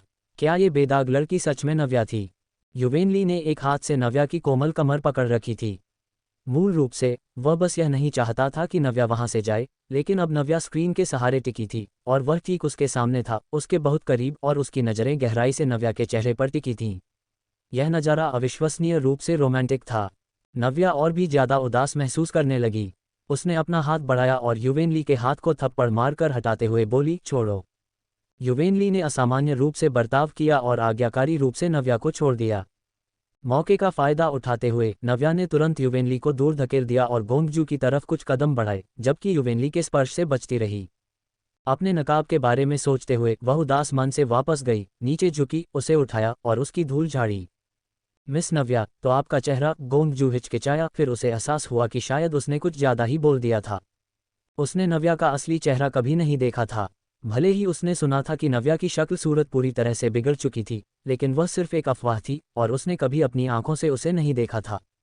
नव्या की खूबसूरती ने सचमुच उसे हैरान कर दिया था। मेरा चेहरा सच में ठीक हो गया है, लेकिन इसका तुमसे कोई लेना देना नहीं है, नव्या ने ठंडे स्वर में कहा। वह अब सचमुच गोंगजू को नापसंद करती थी, भले ही वह उसके प्रति दयालु रहा हो। लेकिन वह मुरोंगचू से जुड़े किसी भी इंसान से नफरत करती है। युवेनली मुरोंगचू की मदद करता है और गोंगजू युवेनली की मदद करता है, इसलिए उसे दोनों में से कोई भी पसंद नहीं है। गोंगजू ने अपना मजाक उड़ाते हुए एक हंसी दी, लेकिन कुछ और नहीं कहा। नव्या ने उसे नज़रअंदाज किया, अपना नकाब पहना और जाने की तैयारी करने लगी। युवेनली पहले ही होश में आ चुका था और उसने स्वाभाविक रूप से नव्या का रास्ता रोक लिया। मैंने कहा था तुम नहीं जा सकती। उसने माना कि वह कुछ हद तक हैरान था कि नव्या काफ़ी आकर्षक थी, और उसने ये भी माना कि वह उस पल सचमुच हैरान था। लेकिन तो क्या हुआ? दुनिया में बहुत सी खूबसूरत औरतें हैं, और जिस बात ने उसे और भी ज़्यादा हैरान किया वह नव्या का व्यक्तित्व था।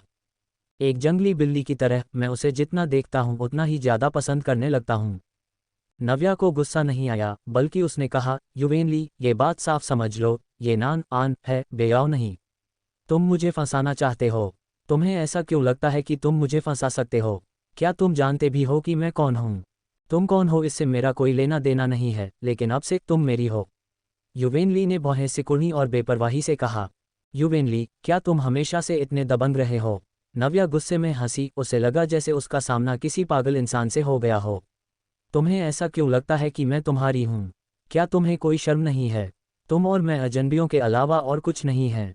अजनबी? ज़्यादा देर तक नहीं। युवेनली को नव्या की बातें बेहद चुभने वाली लगीं।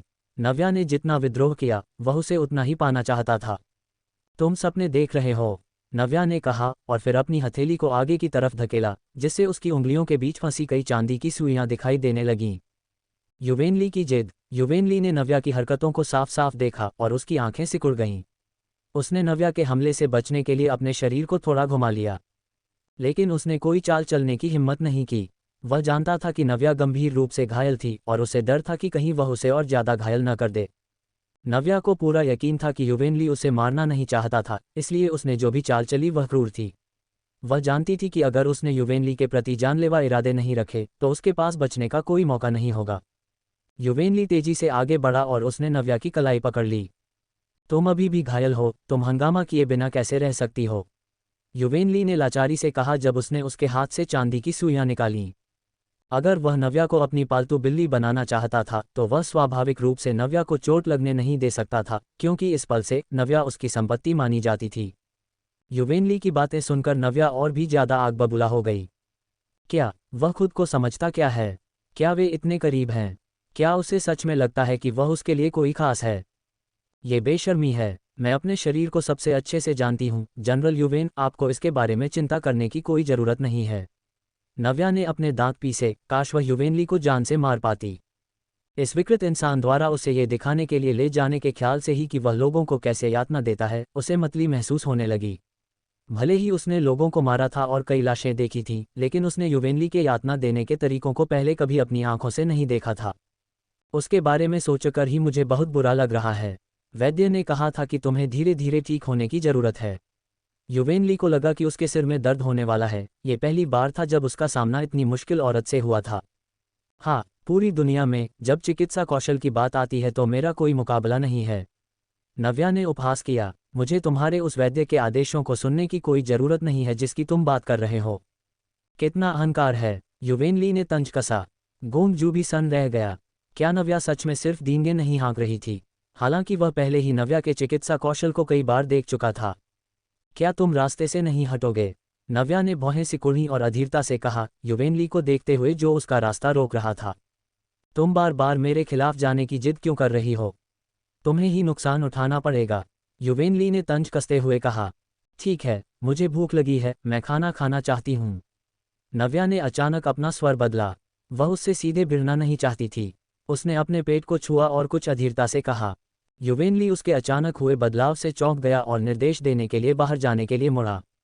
नव्या ने उसकी तरफ देखा, फिर जाने का इरादा छोड़ दिया और मेज के पास बैठ गई।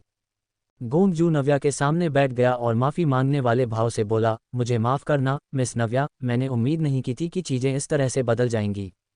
नव्या ने अपने लिए एक कप चाय डाली और उसे धीरे धीरे पीते हुए बस इतना कहा, मुझे लगता है कि मेरा सामना किसी पागल इंसान से हो गया है। वह यकीनन एक पागल इंसान है। उसने इतनी बुरी तरह उल्टी की थी कि उसका पेट पूरी तरह खाली हो चुका था। भले ही वह कुछ देर सोई थी, लेकिन उसकी ताकत सचमुच वापस नहीं आई थी, और अभी उसे अपनी ऊर्जा वापस पाने के लिए खाने की जरूरत थी। वह युवेनली से सीधे नहीं भिड़ेगी। वह पहले अपनी ताकत वापस पाएगी और फिर धीरे धीरे उससे निपटेगी। इसके अलावा क्यूयू को जल्द ही पता चल जाएगा कि वह प्रिंस के निवास पर नहीं गई है और वह जल्द ही उसे ढूंढने आएगा। इसलिए उसका अभी अच्छा बर्ताव करना भी समय बिताने का एक तरीका है। युवेनली थोड़ी ही देर बाद वापस आ गया। उन दोनों को बैठे देखकर वह भी पास आया और बैठ गया। नव्या को शान से चाय पीते देखकर युवेनली को अपने दिल में एक अजीब, अवर्णनीय एहसास हुआ। खाना जल्द ही आ जाएगा, युवेनली ने नव्या से कहा, उसका स्वर पहले से कम आक्रामक था। नव्या ने धीरे से जवाब दिया, युवेनली की तरफ एक नज़र भी देखे बिना। युवेनली ने नव्या को नज़रअंदाज किया और गोंगजू की तरफ मुड़कर पूछा, गोंगजू, मैंने सुना है सम्राट जिंगक्सुआन ने शौर्यवर्धन के लिए एक शादी तय की है। नव्या अनजाने में ही चाय पीते हुए रुक गई। युवेनली यह क्यों पूछ रहा है? युवेनली का सवाल इतना अचानक था कि गोंगजू को भी प्रतिक्रिया देने का समय नहीं मिला। भाई युवेन, आपने अचानक इस बारे में क्यों पूछा? गोंगजू ने नव्या की तरफ देखा और युवेनली से धीमी आवाज में पूछा, बिना नव्या की पहचान उजागर किए। नव्या चुप रही, लेकिन उसे लगा कि युवेनली और शौर्यवर्धन के बीच किसी तरह का उलझा हुआ रिश्ता है, भले ही उसने कभी उन दोनों के बीच किसी संबंध के बारे में नहीं सुना था। बस ऐसे ही पूछ रहा था, सर, युवेनली ने उदासीनता से कहा। सुना है कि उसकी मंगेतर की सगाई पहले ही 2 बार हो चुकी है। ऐसा लगता है कि सम्राट जिंगक्सुआन की उसके प्रति भावनाएं कोई खास नहीं हैं। नव्या ने उदास मन से सोचा, इससे तुम्हें क्या? अगर युवेनली को पता चल गया कि वह शौर्यवर्धन की मंगेतर है? छोड़ो, मुझे उसे नहीं बताना चाहिए, कम से कम अभी तो नहीं। यह पागल इंसान उसे अपनी औरत बनाने की जिद कर रहा है, तो बेहतर होगा कि वह अपनी पहचान न बताए। हाँ, उसकी मंगेतर की सगाई बचपन में ही 5वें राजकुमार से हो गई थी। पिछले साल उसकी सगाई क्राउन प्रिंस से एक उपपत्नी के रूप में हुई थी। साल की शुरुआत में क्राउन प्रिंस ने अनुरोध किया कि उसे दूसरी पत्नी बना दिया जाए। उनकी शादी के दिन सम्राट ने एक और फरमान जारी कर उसकी सगाई प्रिंस झान से कर दी।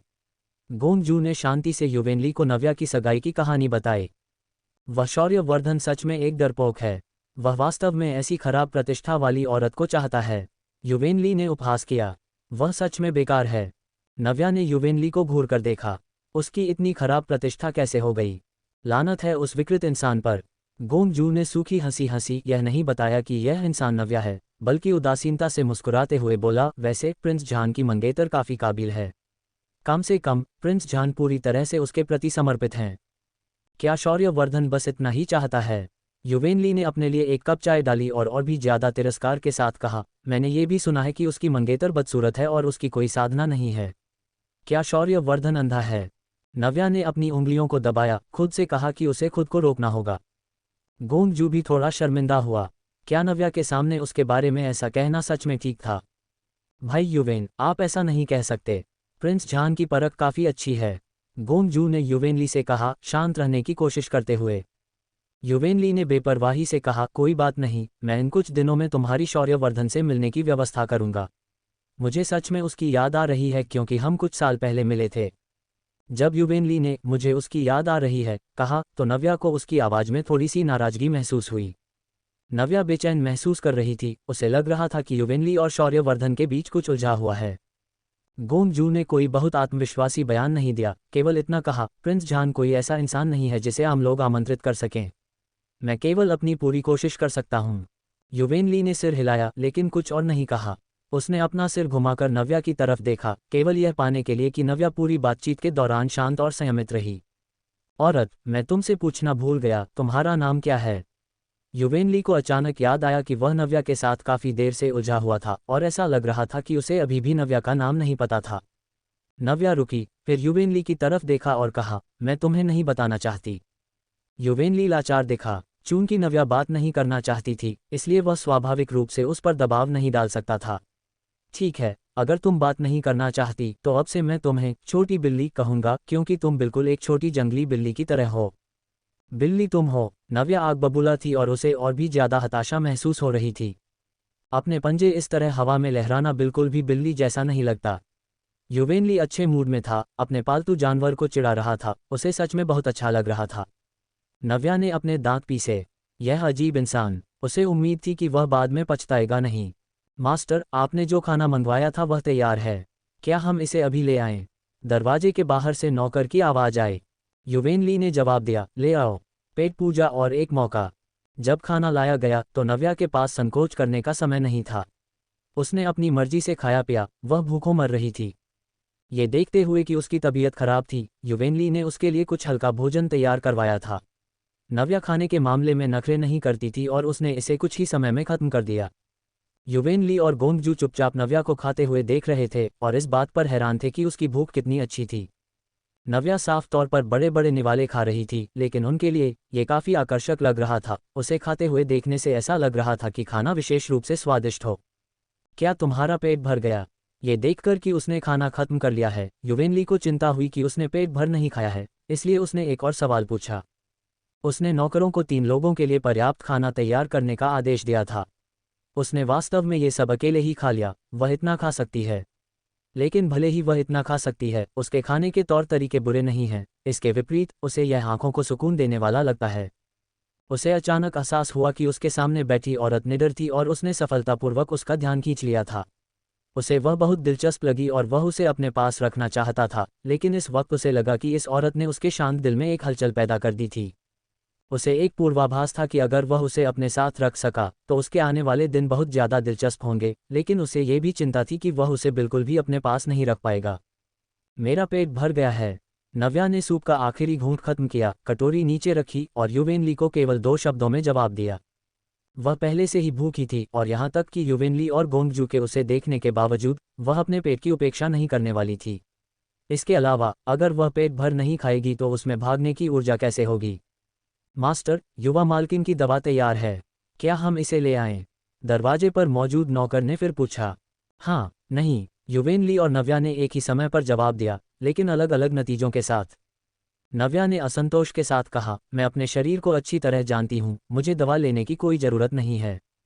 तुम घायल हो, तुम अपनी दवा कैसे नहीं ले सकती हो? युवेन ली ने भौहें सिकोड़ी। मैंने तुमसे कहा था कि मैं चिकित्सा जानती हूँ। नव्या उठी और असंतोष के साथ युवेन ली को जवाब दिया। युवेन ली की आंखों में झुंझलाहट की एक झलक थी, लेकिन वह इसे नव्या के सामने नहीं दिखा सकता था।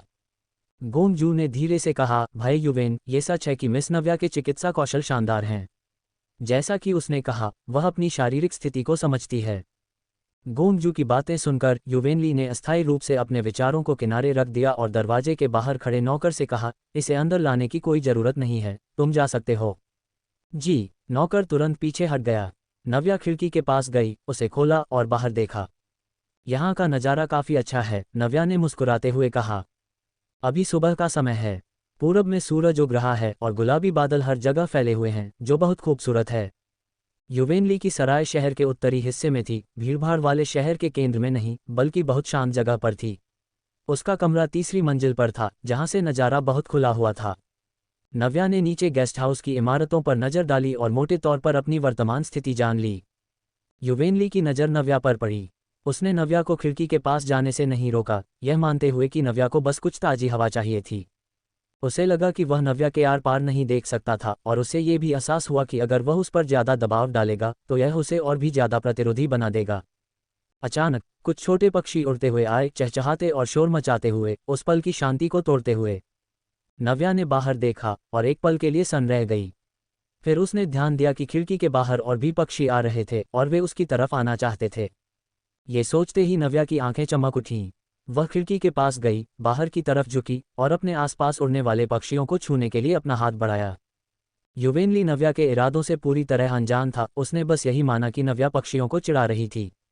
लेकिन फिर एक विशाल चील अचानक उनके ऊपर मंडराने लगी। नव्या ने चील का पैर पकड़ लिया और पल भर में चील उसे घर से बाहर ले गई। युवेन ली के चेहरे के भाव बदल गए और उसने तुरंत पीछा किया। नव्या पहले ही चील की पीठ पर बैठ चुकी थी। उसने पीछे मुड़कर देखा और युवेन ली का गुस्साया हुआ चेहरा देखा। उसने अपने होंठ सिकोड़े और उसे हाथ हिलाया। औरत, बेहतर होगा तुम प्रार्थना करो कि तुम दोबारा मेरे हाथों में न पड़ो। बचाव और नई मुसीबत। डिशु उसे नीचे उतारने से पहले उसे शहर के उत्तर में एक छोटे से जंगल में ले गया। तभी उसने क्यूयू और फैंगलिंग को वहां उसका इंतजार करते देखा। नव्या, क्या तुम ठीक हो? फैंगलिंग आगे बढ़ी, उसने नव्या का हाथ पकड़ा और चिंता से नव्या को ऊपर से नीचे तक देखते हुए पूछा। नव्या ने अपना सिर हिलाया और कहा, सब ठीक है, गनीमत है कि तुम्हारी चील समय पर आ गई। जब क्यूयू ने लतिका से सुना कि नव्या वॉकिंग के महल गई है तो वह अभी भी चिंतित था, इसलिए वह भी वहां गया। फैंगलिंग से मिलने के बाद उसे पता चला कि नव्या वॉकिंग के महल बिल्कुल नहीं गई थी। वे चिंतित थे, इसलिए वे खबर के बारे में पूछताछ करने के लिए सड़क पर गए। उन्हें पता चला कि नव्या को एक अजीब आदमी उठा ले गया था। उसके बाद फैंगलिंग ने अपने छोटे पक्षी दोस्तों को नव्या के ठिकाने की तलाश के लिए भेजा। नव्या के खिड़की खोलने के बाद पक्षियों ने उसे खोज लिया, जिससे वह नज़ारा सामने आया जहां डिशु ने उसे बचाया। फैंगलिंग ने नव्या को कुछ सरल पक्षी भाषा सिखाई थी, इसलिए जब पक्षी चहचहाए तो नव्या को कुछ कुछ समझ आ गया। यह अच्छी बात है कि तुम ठीक हो। भाई क्यू और मैं बहुत चिंतित थे। नव्या को सच में सुरक्षित और स्वस्थ देखकर फैंगलिंग ने राहत की सांस ली। क्यू ने भौहें सिकोड़ी और पूछा, सड़क पर लोग कह रहे हैं कि तुम्हें एक आदमी उठा ले गया था। किसके पास इतनी बड़ी क्षमता है कि वे तुम्हें ले जा सकें? ये युवेनली है। नव्या की आंखें गहरी हो गईं। युवेनली। क्यू के चेहरे के भाव बदल गए। क्या उसे लियू डोमेन में नहीं होना चाहिए? वह तियानिक्सन सिटी में क्यों है? मुझे कैसे पता होगा? नव्या ने अपने कंधे उचकाए। मैं उसे हरा नहीं सकती। बेशक तुम उसे हरा नहीं सकती, क्यू ने बेपरवाही से कहा। यह पहले से ही एक चमत्कार है कि तुम बिना खरोंच आए वापस आ गई। नव्या ने धीरे से आह भरी, तो क्या ये सच में मेरी अच्छी किस्मत थी कि मैं उसके हाथों मारी नहीं गई? वह तुम्हें बिना किसी कारण के गिरफ्तार क्यों करेगा? क्यू ने उलझन में पूछा। तुमने उसे क्यों उकसाया? मुझे पता है कि तुम उससे नफरत करती हो, लेकिन उससे नफरत करने का मतलब यह नहीं है कि तुम्हें खुद को खतरे में डालना चाहिए। नव्या ने अपने होंठ सिकोड़े और कहा, क्या तुम्हें लगता है कि मैं ऐसा चाहती थी? वह बस उन लोगों को बर्दाश्त नहीं कर सकती थी जो अंदर घुस आते हैं और दूसरों की जिंदगी को नज़रअंदाज करते हैं, और कौन जानता था कि वह युवेनली से टकरा जाएगी। वह पहले से ही परेशान थी। फिर पता नहीं कहाँ से उसे इतनी क्रूर पूछताछ देखने के लिए घसीट लिया गया।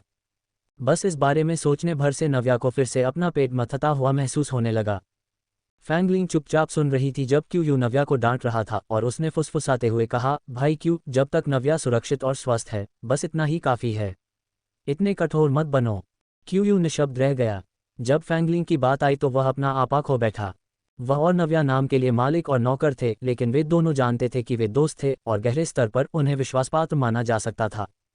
नव्या उसके बारे में सब कुछ जानती थी और वह बदले में नव्या के बारे में सब कुछ जानता था। हमारी फैंगलिंग अभी भी सबसे अच्छी है। नव्या ने मुस्कुराते हुए फैंगलिंग का हाथ थामा, क्यू को आंख मारते हुए। चलो चलते हैं, चलो पहले यहाँ से निकलते हैं, क्यू ने कहा। पेड़ों का ये जंगल उत्तरी शहर से ज़्यादा दूर नहीं है, इसलिए उन्हें युवेनली द्वारा पकड़े जाने से बचने के लिए जल्द से जल्द निकल जाना चाहिए। ठीक है, नव्या ने गंभीरता से सिर हिलाया। आखिरकार युवेनली काफ़ी काबिल था और उसे अभी भी जितना हो सके उतना सावधान रहने की ज़रूरत थी। हालांकि नव्या ने कभी उम्मीद नहीं की थी कि युवेनली इतनी जल्दी आ जाएगा। जब वे तीनों आगे बढ़ रहे थे, वे ज़्यादा दूर नहीं गए थे कि युवेनली ने उनका रास्ता रोक लिया। इस बार गोंगजू मौजूद नहीं था, लेकिन युवेनली के साथ 8 हथियारबंद पहरेदार थे। नव्या का चेहरा पल भर में पीला पड़ गया। क्या युवेनली सच में हमें हमेशा के लिए सताने वाला है? फिर से आमना सामना। औरत, तुमने शायद मुझे इतनी जल्दी फिर से देखने की उम्मीद नहीं की थी, है ना? युवेनली के होंठ एक ठंडी मुस्कान में मुड़ गए।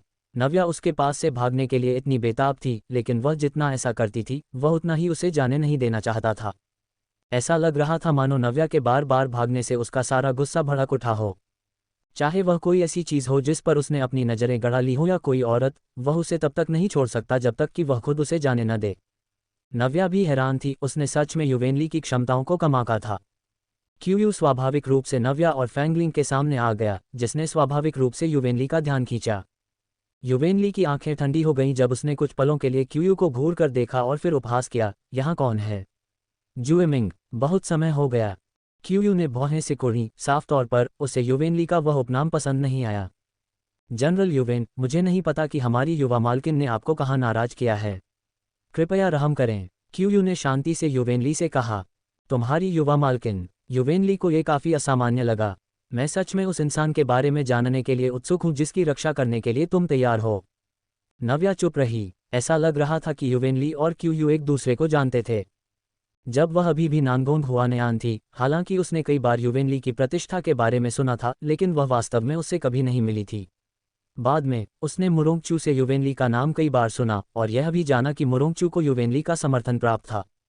ये ठीक इसलिए था क्योंकि मुरोंगचूटियन के पास समय, स्थान और जनसमर्थन के सभी फायदे थे, जिसकी वजह से वह सफलतापूर्वक क्राउन प्रिंस बन पाया। हालांकि मुरोंगचू के क्राउन प्रिंस बनने के बाद उससे शादी करना भी उसे मौत के मुंह में भेजने जैसा था। जनरल युवेन, जो बीत गया वो बीत गया, और क्यू अब कोई मरा हुआ आदमी नहीं है, क्यू ने ठंडे स्वर में कहा। हमारी युवा मालकिन बहुत ही सीधी सादी हैं। अगर उन्होंने आपको किसी भी तरह से नाराज किया है तो मैं उनकी ओर से आपसे माफ़ी मांगने के लिए तैयार हूँ। एक माफ़ी? युवेनली ने अपनी आंखें सिकोड़ी। मुझे अभी किसी माफ़ी की ज़रूरत नहीं है, मैं बस उसे चाहता हूँ। क्यूयू की आंखें ठंडी हो गईं। लगता है हम किसी समझौते पर नहीं पहुंच सकते। मुझे वह पसंद आ गई है, युवेनली ने बेपरवाही से कहा। क्या बकवास है, क्या आपको लगता है कि यह कुछ खरीदने जैसा है? फैंगलिंग ने गुस्से से कहा। हालांकि वह जानती थी कि युवेनली कोई ऐसा इंसान नहीं है जिसके साथ खिलवाड़ किया जा सके, लेकिन फिर भी उसे उससे ऐसी बातें सुनना नफरत था। इसके अलावा नव्या उनके राजकुमार की है। नव्या को चिंता थी कि फैंगलिंग शौर्यवर्धन के साथ उसके रिश्ते को उजागर कर देगी, क्योंकि उसे पूरा यकीन था कि युवेनली और शौर्यवर्धन के बीच कोई दुश्मनी थी, इसलिए उसे सावधान रहना चाहिए। उसने फैंगलिंग के कान में फुसफुसाया, उसका तुम्हारे राजकुमार से कुछ संबंध है, इसलिए अभी मेरी पहचान उजागर मत करना। फैंगलिंग ने सिर हिलाया, यह जताते हुए कि यह बात उसके दिमाग में बैठ गई है। युवेनली ने फैंगलिंग को नज़रअंदाज किया और नव्या की तरफ देखते हुए कहा, छोटी बिल्ली, क्या तुम खुद चलकर यहाँ आओगी या मुझे तुम्हें खुद पकड़ना होगा? नव्या ने नाखुशी से कहा, तुम मुझे गिरफ्तार कर रहे हो। तुम अभी हमारे आन क्षेत्र में हो, तुम्हारी इतनी घमंडी होने की हिम्मत कैसे हुई? मुझे चेतावनी न देने के लिए दोष मत देना, हमने पहले ही अधिकारियों को सूचना दे दी है और कुछ ही देर में कोई यहाँ आ जाएगा। अधिकारियों को सूचना दे दी है? युवेनली ने कुछ अविश्वास के साथ भौहें सिकुड़ीं। बेशक, अगर हमारे सम्राट को पता चलता है कि बेयाओ का एक सेनापति हमारे आन क्षेत्र में दिखाई दिया है, तो क्या आपको लगता है कि वह आपको बेयाओ का जासूस समझेंगे? नव्या ने हल्की सी मुस्कान के साथ कहा। सच तो यह है कि उसने निश्चित रूप से अधिकारियों को सूचना नहीं दी थी, उनके पास ऐसा करने का समय ही नहीं था। तुम्हें लगता है मैं तुम पर यकीन करूंगा? युवेनली की आंखें ठंडी हो गईं और उसने उपहास किया, तुम चालाक औरत। नव्या आग बबूला थी, तो फिर तुम चाहते क्या हो? मेरे पास रहो, बस इतना ही। युवेनली मुस्कुराए। सपना? नव्या ने गुस्से से घूर कर देखा। युवेनली खुद को समझता क्या है? उसे अपने पास रखने के लिए? हाँ, किस आधार पर? युवेनली, क्या तुम कुछ ज्यादा ही अकड़ नहीं रहे हो? तुम्हें ऐसा क्यों लगता है कि मुझे तुम्हारे पास रहना चाहिए? तुम मेरे लिए कौन हो? नव्या गुस्से में हंसी और अधीरता से बोली, मैं तुम्हें सलाह देती हूँ कि तुम इस विचार को छोड़ दो। मैं कभी तुम्हारे पास नहीं रहूंगी। हमारा एक दूसरे से दूर दूर तक कोई लेना देना नहीं है। न अभी और न कभी होगा। युवेनली की आंखें ठंडक से भर गईं। किसी औरत द्वारा इतने साफ शब्दों में ठुकरा दिया जाना उसके सम्मान की बात थी। वह समझ नहीं पा रहा था कि यह औरत इतनी दो टूक बात कैसे कर सकती है। मैं बस इतना जानता हूं कि अगर मुझे तुम चाहिए तो सिर्फ तुम ही मिलनी चाहिए। नव्या की बातों से युवेनली को गुस्सा नहीं आया, उसने बस दृढ़ता से अपने विचार व्यक्त किए। दबंग, बेशर्म, असंवेदनशील। नव्या को लगा कि बुरे लोगों का वर्णन करने के लिए इस्तेमाल होने वाले सारे शब्द इस वक्त युवेनली का वर्णन करने के लिए बिल्कुल सही थे। उसकी ऐसी बात कहने की हिम्मत कैसे हुई? क्या उसे जरा भी शर्म नहीं है? अगर ये तुम्हारा हमेशा का रवैया है तो मुझे माफ करना, तुम सच में गलत इंसान के पास आ गए हो। नव्या ने अपना हाथ हिलाया और कहा, हमारे पास करने को और भी काम है, इसलिए हम तुम्हारी बकवास सुनने नहीं रुकेंगे। क्यूयू, फैंगलिंग, चलो चलते हैं। इतना कहते ही नव्या मुड़ी और क्यूयू तथा फैंगलिंग के साथ वहां से जाने का इरादा किया। युवेनली की आंखें लगभग आग उगल रही थीं। वह अपनी बात कह चुका था, फिर भी यह औरत इतनी आसान फरामोश थी। लोहे के गार्ड्स। युवेनली ने अपने दांत पीसते हुए दहाड़ लगाए। इसके तुरंत बाद उसके पीछे खड़े बख्तरबंद गार्ड नव्या और बाकी लोगों के सामने आ गए। उन्होंने उनका रास्ता रोक लिया और उन्हें घेर लिया, जिससे उनके जाने के सारे रास्ते बंद हो गए। नव्या गुस्से से अपने दांत पीसते हुए बोली, युवेनली, तुम आखिर करना क्या चाहते हो? तुम रुकोगी, बाकी जाएंगे? युवेनली ने शांत भाव से अपने हाथ पीछे बांधकर खड़े होकर कहा। उन्हें तुम्हारे साथ ही रुकना होगा और मैं उनकी जिंदगी की कोई गारंटी नहीं दे सकता। युवेनली, तुम पागल हो।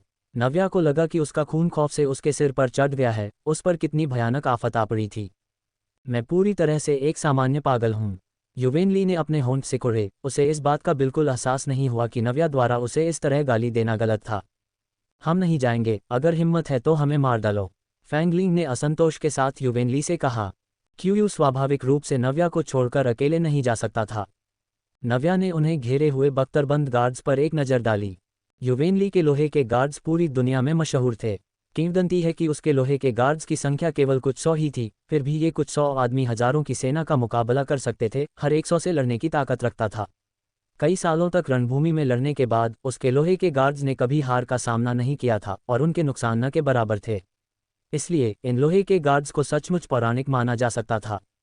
नव्या ने अंदाजा लगाया कि अपनी क्षमताओं के साथ वे इन बख्तरबंद गार्ड से निपटने में पूरी तरह सक्षम थे। हालांकि उनके लिए असली चुनौती खुद युवेनली से निपटना था। युवेनली, चूंकि तुम मरने मारने पर उतारू हो तो आ जाओ। नव्या का भी गुस्सा भड़क उठा। वह पहले युवेनली को नहीं हरा पाई थी, लेकिन इसका मतलब यह नहीं था कि वह हमेशा एक ही जगह पर खड़ी रहेगी। भले ही तुम युवेनली से न लड़ो, इन बख्तरबंद गार्ड्स के खिलाफ लड़ना भी व्यवहारिक अनुभव हासिल करने का एक तरीका है। वह इसके लिए तैयार थी। मैंने कभी इतनी आसान फरामोश औरत नहीं देखी। लेकिन तुम मुझे पसंद हो, मैं तुम्हारी तारीफ करता हूँ। युवेनली ने तंज कसा। लोहे के गार्ड्स, इनके साथ खेलो। जी, बख्तरबंद गार्ड्स ने जवाब दिया और एक साथ आगे बढ़े, उनके करीब आते गए। गठन और रणनीति। बख्तरबंद गार्ड्स मुकाबले के लिए तैयार खड़े थे। उनके कदम तालमेल से उठ रहे थे, उनकी हरकतें एक जैसी थीं और उनका उत्साह शानदार था। नव्या ने इन परेशान करने वाले बख्तरबंद गार्ड्स को घूर कर देखा और जल्दी से समझ गई कि क्या चल रहा है। नव्या ने अपना सिर एक तरफ घुमाते हुए धीमी आवाज में क्यूयू और फैंगलिंग से कहा, उन्होंने कोई चक्रव्यूह बनाया है, सावधान रहना। लोहे के गार्ड्स इतने शक्तिशाली और खौफनाक क्यों हैं? इसका मुख्य कारण उनकी अनिश्चित संरचनाएं हैं। फिलहाल केवल 8 ही लोहे के गार्ड्स हैं, लेकिन ये चक्रव्यूह पहले से ही चौंका देने वाला है।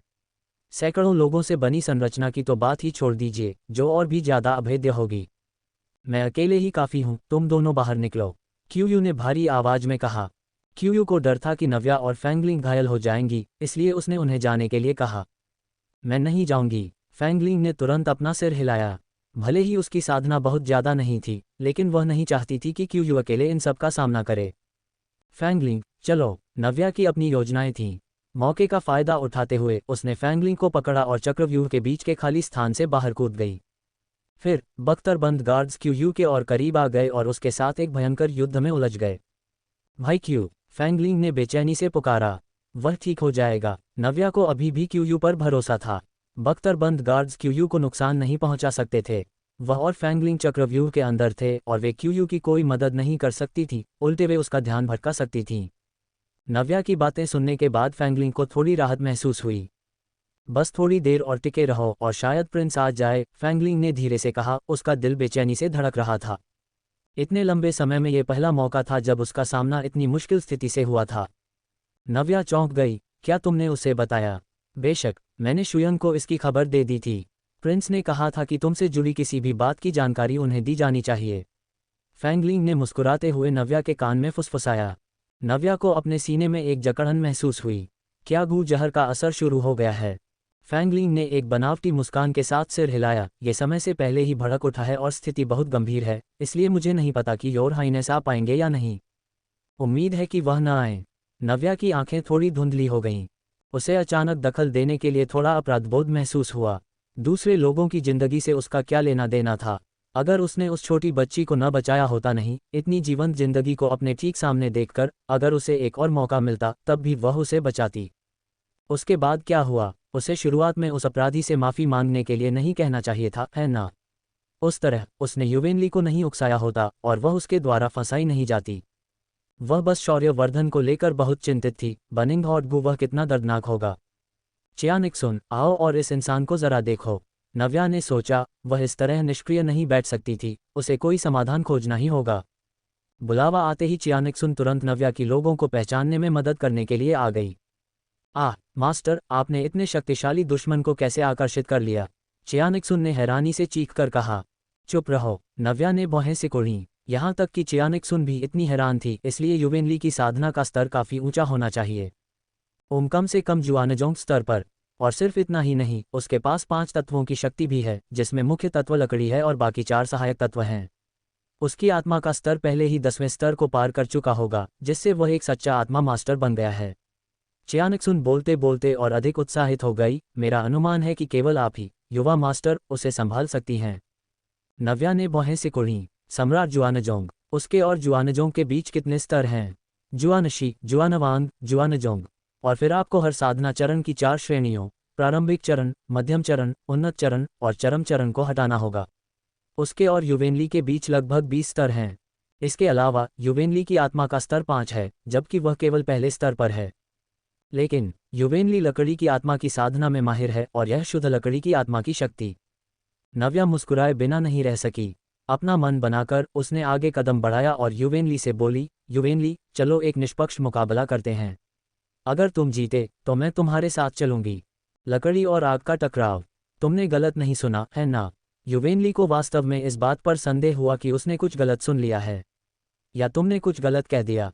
उसने क्या कहा? वह उससे मुकाबला करना चाहती थी। क्या वह उसकी बराबरी कर सकती थी? तुमने सही सुना, और मैंने कुछ गलत नहीं कहा, नव्या ने दृढ़ता से कहा। उसकी आंखों में अब कोई चिंता नहीं दिख रही थी। हम एक निष्पक्ष और साफ सुथरा मुकाबला करेंगे। अगर तुम जीते तो मैं तुम्हारे साथ चलूंगी। अगर वे सच में हार जाते हैं तो वह इस बात की गारंटी नहीं दे सकती कि युवेनली के साथ जाने के बाद वह बच पाएगी या नहीं। औरत, क्या तुम सच में मजाक नहीं कर रही हो? ये देखकर कि नव्या गंभीर थी, युवेनली ने भी खुद को संभाला और गंभीरता से नव्या की तरफ देखा। बेशक, नव्या ने अपनी एक भौं ऊपर उठाई। ठीक है, युवेनली ने सिर हिलाया। लेकिन अगर तुम बाद में हारी तो तुम ये तो नहीं कहोगी कि मैं अपनी उच्च साधना की वजह से तुम पर धौंस जमा रहा हूं, है ना? नव्या हंसी। युवेनली, तुम्हारी साधना का स्तर पहले ही जुआनजोंग क्षेत्र से ऊपर है, जबकि मैं केवल शुरुआती स्तर की जुआनशी हूं। गहन ऊर्जा के मामले में मैं सच में तुम्हारी बराबरी की नहीं हूं। तो फिर तुम मुकाबला क्यों कर रही हो? युवेनली ने भौहें से कुढ़ी। पल भर के लिए नव्या के मतलब को लेकर उलझन में पड़ गया। नव्या ने धीरे से कहा, मैं जिस चीज में तुमसे मुकाबला करना चाहती हूँ वह है आध्यात्मिक शक्ति। आध्यात्मिक शक्ति? युवेनली और भी ज्यादा उलझन में था। भले ही यह आध्यात्मिक शक्ति हो, नव्या निश्चित रूप से उसकी बराबरी की नहीं होगी। हाँ, आध्यात्मिक शक्ति। नव्या ने सिर हिलाया। असल में ये काफी सरल है। तुम मेरे साथ अपने मुकाबले में बिल्कुल भी गहन ऊर्जा का इस्तेमाल नहीं कर सकते। आखिरकार तुम्हारी गहन ऊर्जा इतनी मजबूत है कि मुझे डर है मेरा ये छोटा सा शरीर इसे सहन नहीं कर पाएगा। ये तो सच है, मैं तुम्हें चोट नहीं पहुंचाना चाहता, इसलिए मुझे तुम्हारी चोटों का इलाज नहीं करना पड़ेगा, जो बहुत बड़ी झंझट होगी। युवेनली ने सहमति में सिर हिलाया। चूंकि तुमने मान लिया है तो हमें इस बात पर सहमति जतानी होगी कि कैसे जीतना है और कैसे हारना है। नव्या हल्का सा मुस्कुराई, लेकिन उसकी आंखों में एक चालाकी भरी चमक थी। ठीक है, तुम कमजोर पक्ष हो और तुम घायल भी हो। इस मुकाबले में जब तक तुम मेरे कपड़ों के किनारे को छू लोगी तुम जीत जाओगी। युवेनली नव्या के प्रति काफी उदार था। मैं अपनी आध्यात्मिक शक्ति का केवल 30% हिस्सा ही इस्तेमाल करूंगा, और तुम किसी भी तरह की शक्ति का इस्तेमाल कर सकती हो, चाहे वह गहन ऊर्जा हो या आध्यात्मिक शक्ति जिसमें छिपे हुए हथियार भी शामिल हैं। ठीक है, नव्या ने बिना किसी हिचकिचाहट के सहमति दे दी। युवेनली बहुत आश्वस्त है। ऐसा लगता है कि वह जीत को लेकर पूरी तरह आश्वस्त है, इसलिए मुझे और भी ज्यादा सावधान रहना होगा। नव्या, फैंगलिंग ने चिंता के साथ नव्या को पुकारा। क्यूयू बख्तरबंद गार्ड से लड़ रहा था और नव्या युवेनली के साथ मुकाबला करने जा रही थी, लेकिन वह बिल्कुल भी मदद नहीं कर पा रही थी। उसे खुद पर बहुत लाचारी महसूस हो रही थी। नव्या ने पीछे मुड़कर फैंगलिंग को देखा और हल्का सा मुस्कुराई। चिंता मत करो, मैं ठीक हूँ। ठीक है, सावधान रहना। फैंगलिंग ने सिर हिलाया, लेकिन वह फिर भी खुद को सहज महसूस नहीं करा पाए। नव्या ने अपनी मुस्कान को दबाया और आगे बढ़ती रही। युवेनली से लगभग 10 कदम की दूरी पर रुक गई। युवेनली, अपनी चाल चलो। नव्या हल्का सा मुस्कुराए और धीरे से अपना हाथ उठाया। युवेनली ने उसकी हरकतों को देखा, लेकिन अपनी जगह से नहीं हिला। नव्या की हथेली तरंगों की तरह थिरकी और उसकी सौम्य, पानी जैसी आध्यात्मिक ऊर्जा युवेनली की तरफ निर्देशित की गई। उस पल अग्नि आत्मा का जानवर भी पूरी ताकत से बाहर आया, पानी जैसी आध्यात्मिक ऊर्जा के साथ युवेनली की तरफ झपटा। युवेनली ने आती हुई आध्यात्मिक शक्ति को देखा, उसकी उंगलियां हल्की सी फड़कीं। अचानक उसके खड़े होने की जगह से जमीन पर कुछ उगने लगा। फिर चारों तरफ से हरी भ्रामक लताएं उठ खड़ी हुई, जिन्होंने युवेनली को चारों तरफ से घेर लिया। अग्नि आत्मा का जानवर लता द्वारा बनाए गए जाल से जा टकराया और जमीन पर गिर पड़ा। जल तत्व की आत्मा ने लताओं पर प्रहार किया, जिससे वे और भी तेजी से बढ़ने लगी और जल्दी ही एक घना जाल बन गईं। नव्या की आंखें ठंडी हो गईं और उसने अचानक अपना हाथ खींच लिया, अपनी सारी आध्यात्मिक शक्ति वापस ले ली। आंतरिक संघर्ष और सफलता। जैसे ही नव्या ने अपनी आध्यात्मिक शक्ति वापस खींची, युवेनली के चारों तरफ मौजूद हरी भ्रमित करने वाली लताएं भी तेजी से गायब हो गई हैं। युवेनली ने बहुत ज्यादा आध्यात्मिक शक्ति का इस्तेमाल नहीं किया था, लेकिन नव्या इसे भेद नहीं पाए और वह युवेनली के करीब भी नहीं पहुंच पाए। उसे आखिरकार समझ आ गया कि युवेनली का आत्मविश्वास कहां से आता है, क्योंकि उसके पास सचमुच ऐसी ताकत थी। छोटी आग, उसके लिए थोड़ी आग और बढ़ाओ। नव्या ने अग्नि आत्मा के जानवर को सीधे युवेनली के सामने आग उगलने का आदेश दिया, क्योंकि युवेनली ने कहा था कि वह जैसे चाहे जीत सकती है। अग्नि आत्मा का जानवर उछला और कूदा और तुरंत युवेनली पर आग उगलने लगा। युवेनली ने भौहें से कुढ़ी, रोकने के लिए अपना हाथ बढ़ाया और लकड़ी के प्रकार की आध्यात्मिक शक्ति बाहर छोड़ी, जिससे तुरंत उसके चारों तरफ एक पारदर्शी चक्रव्यूह बन गया और अग्नि आत्मा के जानवर द्वारा उगली गई आग रुक गई। चक्रव्यूह के बाहरी किनारे पर हल्की हरी रोशनी घूमने लगी और आपस में लिपट गई, जिससे एक चमकदार रोशनी निकलने लगी। यहाँ तक कि हुआन लड़ने की ताकत के साथ भी इसे इतना खूबसूरत बनाया जा सकता था। नव्या ने ये देखा और हल्का सा मुस्कुराए। वह यही शुद्ध लकड़ी की आत्मा की शक्ति चाहती थी। वह आगे लपकी और चक्रव्यूह के खिलाफ अपनी हथेली रख दी। अपनी गहन आंतरिक ऊर्जा को मार्गदर्शक के रूप में इस्तेमाल करते हुए उसने लकड़ी की आत्मा की शक्ति को अपने शरीर के अंदर खींचा, इसे अपने 8 असाधारण मेरिडियन से गुजारते हुए। फिर उसने अग्नि आत्मा के जानवर द्वारा छोड़ी गई सच्ची आग को अंदर प्रवेश कराया। आह मास्टर, आप बहुत ज्यादा साहसी हैं, चियानिक्सुन ने खौफ से चीख कर कहा। क्या होगा अगर कुछ गलत हो गया और आपके दांतान में आग लग गई? बात मत करो, तुम बहुत बोलती हो, नव्या ने चियानिक्सुन से कहा कि वह उसे परेशान न करे। चियानिक्सुन उदास होकर चुप हो गई। नव्या ने अपने दांत पीसे हार मानने से पूरी तरह इनकार कर दिया। लकड़ी की आत्मा की शक्ति बहुत ठंडी थी, जबकि अग्नि आत्मा के जानवर द्वारा छोड़ी गई सच्ची आग बहुत गर्म थी। बर्फ और आग का यह मिलन उसके शरीर के अंदर तीव्र और अनियंत्रित था, जिससे उसे अत्यधिक पीड़ा हो रही थी। अत्यंत ठंडा, फिर भी अत्यधिक गर्म। मुझे बहुत बुरा लग रहा है। बस थोड़ा और यह खत्म हो जाएगा, नव्या ने खुद से कहा, ये सुनिश्चित करते हुए कि वह टिक सकती है। औरत, तुम क्या कर रही हो? युवेनली को जल्दी ही एहसास हुआ कि कुछ गड़बड़ थी, लेकिन जब उसने रोकने की कोशिश की तो उसने पाया कि नव्या इतनी करीब थी कि अगर उसने खुद को रोकने के लिए मजबूर किया तो वह निश्चित रूप से उसे चोट पहुंचा देगा। इसलिए उसके पास इसे सहने के अलावा कोई चारा नहीं था। उसने बेचैनी से नव्या से पूछा, लेकिन नव्या ने उसे पूरी तरह नज़रअंदाज कर दिया। नव्या ने महसूस किया कि लकड़ी की आत्मा की शक्ति और सच्ची आग उसके शरीर में तेजी से बह रही है, जब तक कि आखिरकार वे अचानक रुक गईं। नव्या खुद को एक हल्की सी आह भरने से नहीं रोक पाए। उसने अचानक अपनी सारी गहन ऊर्जा और आध्यात्मिक शक्ति वापस खींच ली, कई कदम पीछे ली और अनजाने में ही एक घुटने के बल जमीन पर बैठ गई। उसने अपना सिर झुकाया, एक हाथ से अपने सीने को थामे हुए। नव्या, फैंगलिंग ने बेचैनी से पुकारा और वह उसके पास दौड़ने ही वाली थी, लेकिन युवेनली उससे कहीं ज्यादा तेज था। युवेनली नव्या को सहारा देने के लिए घुटनों के बल बैठा और बेचैनी से पूछा, औरत, तुम्हारी तबीयत कैसी है? नव्या ने एक हाथ से युवेनली की आस्तीन पकड़ ली, ऊपर उसकी तरफ देखा और उसके होठों पर लगा खून विशेष रूप से खतरनाक लग रहा था। वह हल्का सा मुस्कुराए और बोली, युवेनली, देखो, क्या तुम्हें नहीं लगता कि मैंने तुम्हारे कपड़ों के किनारे को छू लिया है और मैं जीत गई हूँ? युवेनली एक पल के लिए निशब्द रह गया। उसकी आंखों में नव्या के प्रति लाचारी साफ झलक रही थी। वह उससे सिर्फ मुकाबला नहीं कर रही थी, वह अपनी जान दांव पर लगा रही थी। क्या तुम्हें पता है कि अभी वह कितना खतरनाक था? युवेनली गुस्से से आग बबूला था। वह इस बात पर गुस्सा नहीं था कि वह हार गया था, बल्कि इस बात पर था कि नव्या इतनी लापरवाह थी। नव्या धीरे से हंसी, तुम्हें लगता है कि मैं अपनी जान दांव पर लगा रही हूँ? क्या ये सच नहीं है? युवेनली ने गुस्से में कहा। तुम गलत हो, मैं तो बस अपनी आग की आत्मा की शक्ति को जागृत करने में खुद की मदद करने के लिए तुम्हारी लकड़ी की आत्मा की शक्ति का उधार ले रही थी। नव्या ने अपने होंठ सिकुड़े, उसके मुंह के कोने पर खून का एक धब्बा डरावनी रूप से आकर्षक लग रहा था। युवेनली अंदर से झंझला गया। अगर तुम चाहती थी कि मैं लकड़ी की आत्मा की शक्ति का इस्तेमाल करके तुम्हारी मदद करूं तो बस कह देती। खुद को ऐसी खतरे में क्यों डाला? प्रक्रिया महत्वपूर्ण नहीं है, महत्वपूर्ण यह है कि मैं सफल हो गई और मैंने तुम्हें हरा दिया। नव्या धीरे से हंसी और धीरे धीरे खड़ी हो गई। 5 तत्व एक दूसरे को जन्म देते और रोकते हैं। लकड़ी आग को जन्म देती है और उसने अपने शरीर के अंदर आग की आत्मा की शक्ति को जन्म देने के लिए लकड़ी की आत्मा की शक्ति और अग्नि आत्मा के जानवर द्वारा दी गई सच्ची आग का इस्तेमाल किया था। तब से उसकी 5 तत्वों की शक्तियों को एक नई जिंदगी मिल गई थी। ये युवेनली के खिलाफ उसकी चाल थी।